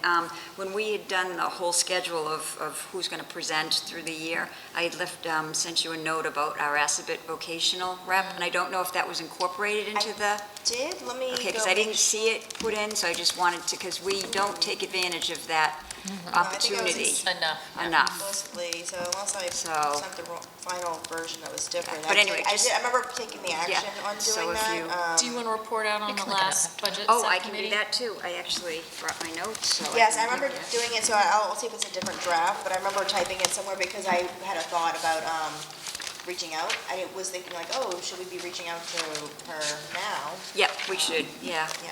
Yeah, because unfortunately, we haven't done a great job of that in years past, so that would be really helpful. I think in, like maybe the October, November timeframe, and then again in the spring would be good times, so. Good thinking. So Budget Subcommittee, so we had a meeting August 29th, and a lot of big picture conversation we were doing because we were talking about our constraints having to do with Chapter 70 funding and how much we can increase taxes on an annual basis versus the shortfall and that kind of thing. And I don't want to go too much into it, but we were talking about different places that we might be able to find some funding in that, but at this point, they're basically just ideas that we're going to explore a little bit more. Bob McCarthy from the Finance Committee has been doing for years a spreadsheet of, if we continue down this path with what we can anticipate from taxpayers, from the state, what the shortfall is going to look like in that. So it was pretty dramatic that we need to be creative. And one of the conversations, of course, was an override, what would that look like? And the great thing is with the spreadsheet, you can, it's an Excel spreadsheet, so you can put in something like, if we had an override of 1.5 million, for instance, just hypothetically, what would that look like? And, does that actually help us down the road even, or is that just a one-time fix? 129 Parker Street, all the projections of that kind of revenue, what does that do for us? Additional revenue from additional tenants coming into Mill and Main, that kind of thing. So it's very helpful, and it's a great opportunity for us to look at the long-term picture. So that's basically what is it. It's just November and April, that's when she's on the calendar. Perfect, thank you. Okay, I guess I just didn't One, get the updated one, thank you. one note on that. So I met with Chris De Silva and Justine, and one of the things that kind of came up that I think is the bottom line of one of the considerations is the different funding needs and over, say, the next 10 years, and how the different town capital needs over the next 10 years, and what's the bottom line for taxpayer. And the consideration was so. And service delivery and. Yeah, Right. and. Those hard decisions. Yes. Yes. And that seems to be, that spreadsheet is the start of being able to look at those things and then look at the scenario. Okay, so here's you plug in, here's our deficit, and then how would we make that up if we're trying to fund these different pieces? And what does that mean for what the taxpayer would end up paying? Right, and one of the other pieces that we were talking about was the capital plan, and, the Green Meadow roof, the fire station, those kinds of elements, and how we want to collectively go to the town and ask for either debt exclusion or an override and that kind of thing. So, but going collectively as a town versus piecemeal, having one item over another. So, so we're getting a lot of support from the selectmen. So that's it. That's basically it. We have a CPAC collaboration meeting this Tuesday, 7, right, 7? Yeah. Yes. I have to look at the final, I don't know if Jessica had sent out the final agenda. Oh, agenda, yeah. Yeah, and that was just being decided on. Oh, okay. And then the other thing was, today I went to a little bit of the fun run. So I got to see the 5th graders running around or walking or standing on the sidelines and watching, because they took turns, certain classes, because there are too many kids, and looked like at least all the kids that I saw there were having a great time. My son mostly walked, and then I stayed for, it just so happened that my other son, for the 7th grade, there was a little snafu this morning. I guess the company that came in didn't have, some of their lights didn't work, so they were going to do a dance thing instead of the fun run. And the 7th graders were like, no way. And so they went back to their classes, and then they came back at the end of the day to actually do their fun run. So I stayed for a little bit of that, and gosh, they're so much bigger than the 5th graders. Thank you. That's all I got. Okay. Piggybacking on the fun run, I know that this, there have been many, many issues and negative fallout from the fun run, and I think it's something that we need to discuss and look at and figure out how to make it work for the kids who do want to participate. I received, several parents contacted me today about the fact that either their kid had wanted to sit it out and was made to participate or was made to go when they didn't want to. And I also know that there have been several community members, people who don't even have kids at Fowler, who have contacted me about the fact that because the company takes 45% or something of the money raised, they would actually rather just write a check straight to the PTO or Fowler or whatever than have, you know, almost half the money go to. So I think that's something we need to take into consideration, and I don't know if we have policies that strictly address fundraising opportunities, but that may be something we want to look at in the future. My second thing is I've also had several parents contact me about the fact that they've been running out of lunches at Fowler because I don't know, but I think kids are expected or asked to put in their order in the morning, or is, no? No. All I know is that I've had many parents contact me saying that the fifth graders have not been able to get the lunches that they want because they eat last and the rest of the classes or whoever is before them take all of the good stuff and then they're left with whatever the... They remake food in between each lunches, so I don't think that... I'm... She says there's a lot of times not enough food. Yeah, that, I've gotten it consistently. Yeah. Wow. That's- So I know at Green Meadow, the process is you order in. At Green Meadow it is, but not at Fowler. And we make it per lunch. Right, right. At Green Meadow, they definitely do that, but they do not do that here at Fowler. Biggest problem, my son said, is that kids are doubling up on lunches. They only get a certain amount for the school, they don't get kids. So first grade kids, seventh graders, whatever, they're eating 2 lunches. Yeah, they're buying them, but then by the time it gets to fifth grade, it's the last people to eat. The first couple kids that get it, and then everyone else, you have to either eat cheese sandwich or you're buying ice cream. Eat something. Well, Yeah. they always Ice cream. have deli. Always comes down to the They ice always have cream. the main meal, so it may be that they're... They're not getting like the pizza or the hamburger, and I think that it's something that we need to look at. We need to discuss either at the next, I wish I'd known, earlier, that's. I think we can just provide that feedback to our school Heather, service or yeah. Okay. director and have them look into it. okay. Heather can All right.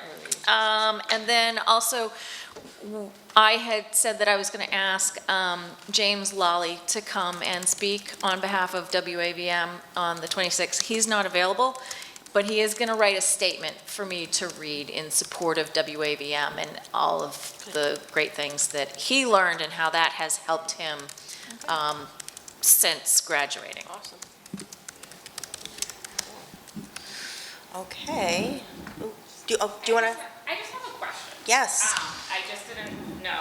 I'm so new to this Instagram. My daughter's in 5th grade. My name's Carrie Nicarvis. She actually asked for an Instagram last year, and I talked to my niece who's, 23, and she's like, don't let her. Don't. So we never did, but I am on it now. I don't even want to use it. But you sign a paper at the beginning of the school year about media release. And I always have, because it says, like, you won't use names or anything like that, and it's for school purposes. So I'm on an Instagram account right now, and it's from last October, and I see my daughter on here. Now, it's not supported by the schools, but it's on Mr. Costello's Instagram account. And when I go home tonight, I'm going to be telling my husband and showing him, and he's not going to be happy. Is this the one that was mentioned earlier, the Yes. the Fowler School? So now my everyone knows that she's a flutist. And, like what, how is that covered? It's really not covered under the schools, so it's really by the owner of this site. So I could, if I wanted to, take action. Absolutely. Okay, thank you.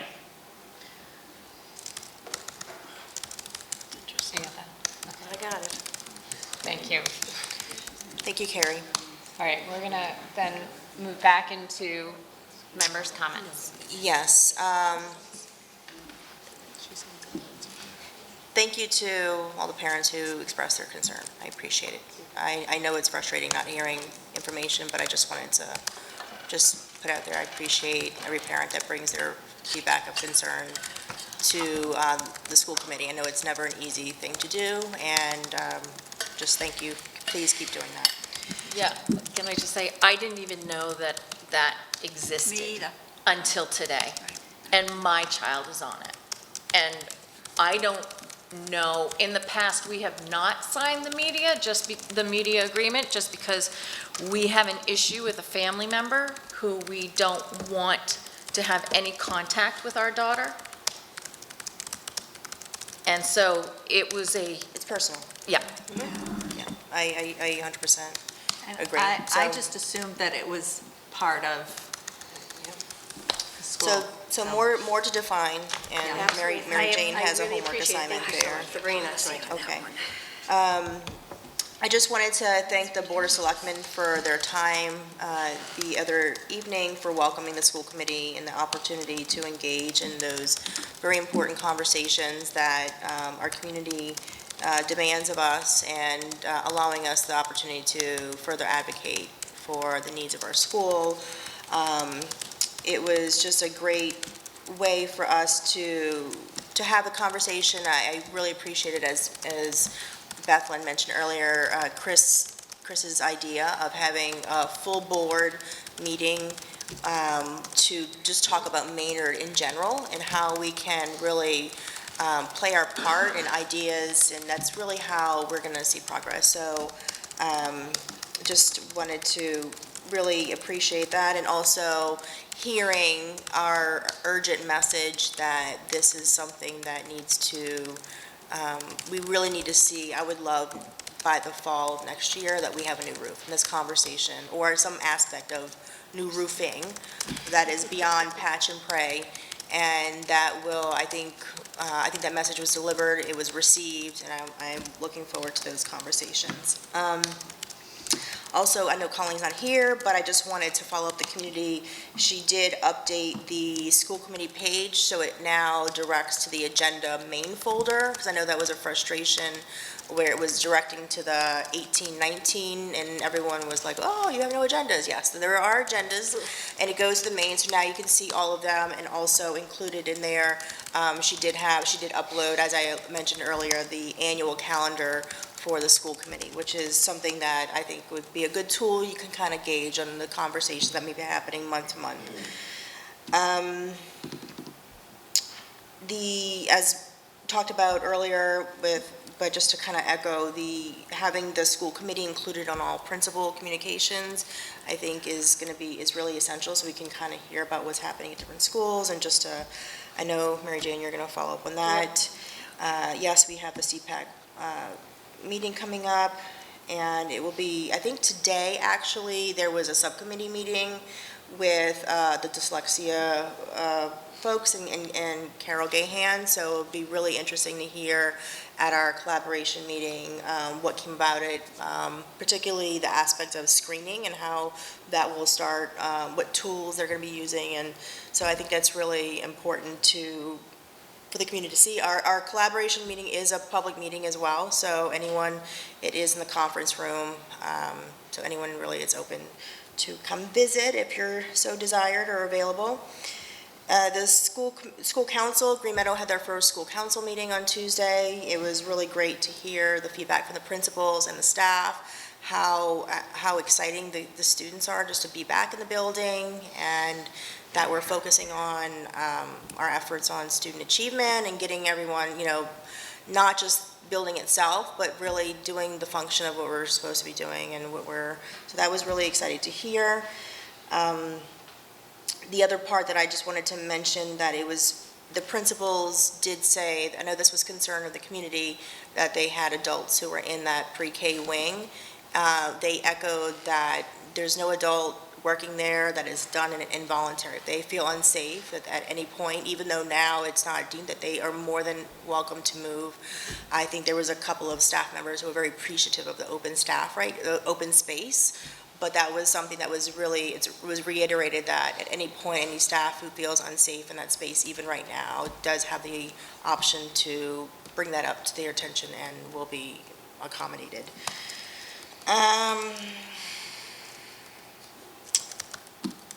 The lunch at Fowler, I was also notified about styrofoam cups being introduced recently. I don't know if that was a temporary or a permanent basis, but I know we just went away from styrofoam trays. And so I just think as we're, kind of shifting, I don't know if that's something that's worth exploring. Styrofoam cups now are appearing, which seem to be new. I don't think they ever were that way. Offsetting of what we're trying to do. And we're composting at Fowler now, too. Right, yeah. So, That I knew, I didn't know about Yeah. the. I just found out myself, honestly, I found out from Well, my check daughter. with food service, yeah. My daughter. She was Check with I was like, oh, she was like, yeah, I don't want to use styrofoam cups, so I don't get water anymore. So anyways, a whole family conversation, but just something that I thought was interesting. I don't know if it was a one-time happening. Yeah, we'll definitely look into that. The other thing, which Michelle and some people here might know, we sign warrants for expenses, and one of the items that always hits a nerve with me is when I see Xerox. Because as a town, or as a district, it just is crazy how much we spend in paper. And I just wanted to throw some numbers out on this most recent warrant, or just for the year to date. So year to date, the numbers, we have spent almost $20,000 for paper. And, It's not just paper.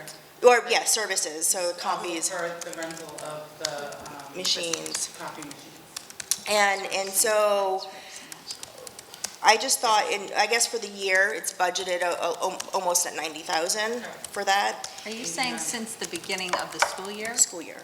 No. Oh, no, like fiscal year. fiscal year. Oh, okay. July All right, 1st. Right, Okay. but some of those months we're not in session, so like Yeah, you could, You you're still sending. have to pay the teachers- fee Right. for them, Yeah. even if Right. they're not in session. But not So only that, copies. but teachers, especially right now, this time and before school, They get a lot. They're using it a Right. lot Yes. to prepare for Exactly, classes. so Well, a lot of copies. Right, and when you think about the packets that I know are They go home put to together just at parents. Fowler to send out Right. to the parents about all the Right. forms that have to be filled out and all of that too, so. Exactly. So all of that kind of feeds into kind of where I'm going with this, because when we have conversations about efficiencies and things, I want people to think about $90,000 and what that can buy, in some ways, our town. Because are we utilizing Tyler in a better way, possibly, where maybe we could have IEP distribution, that is more electronically versus printing out all these IEP?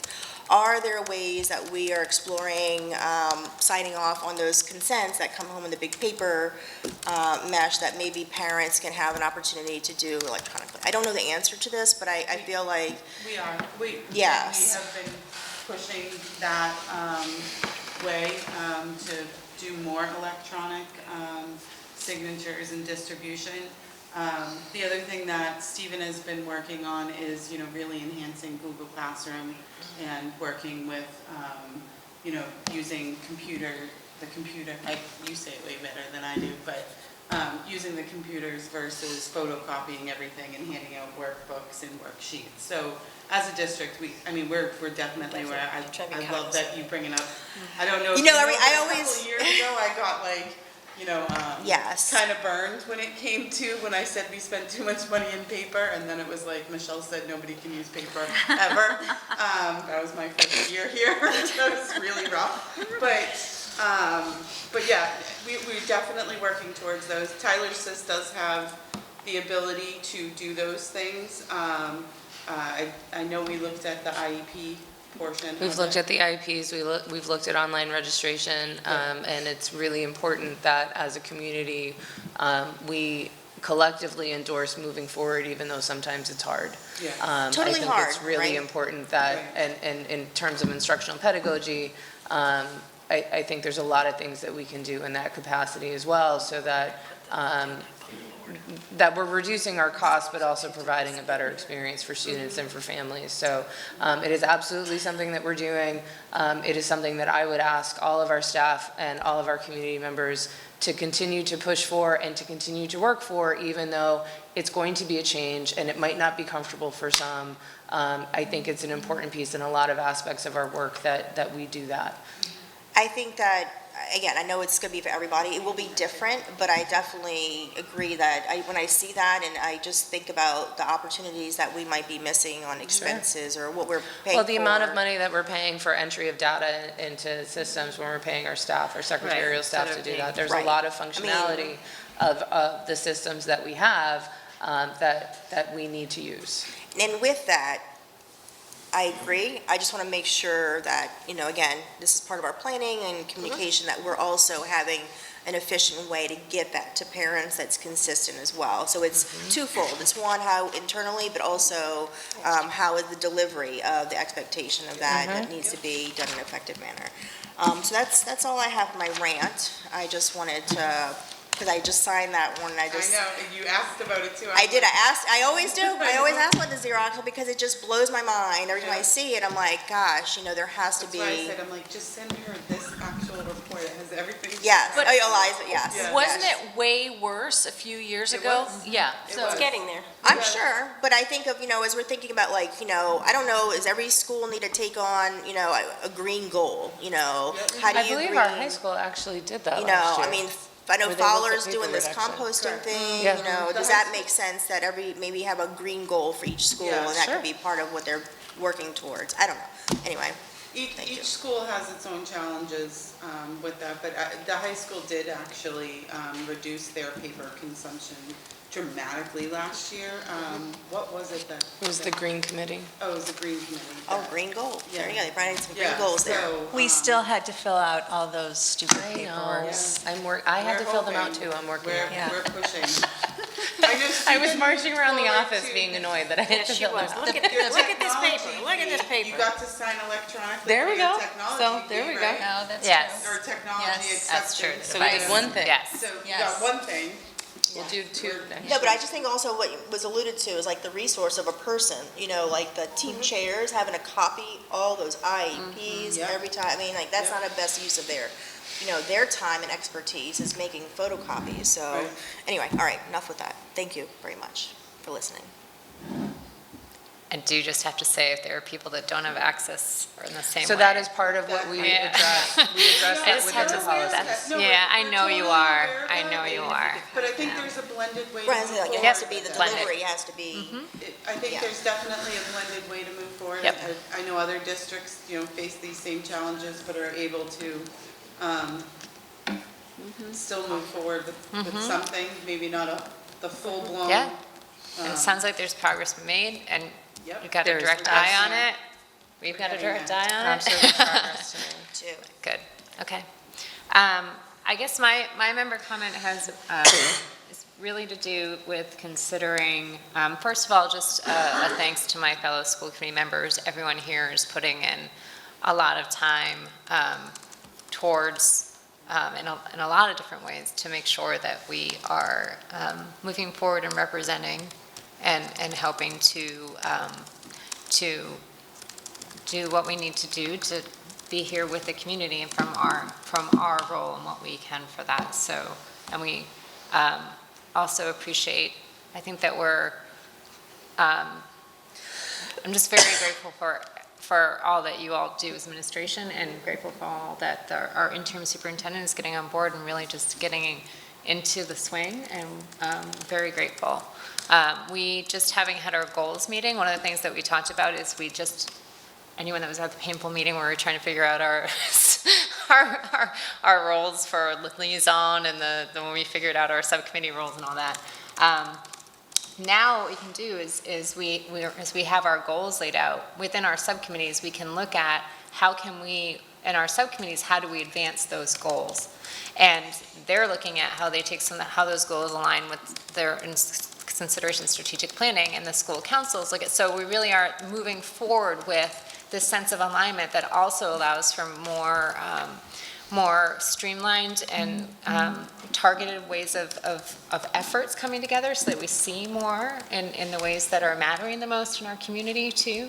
And that's a better use of our resources, our time, our money.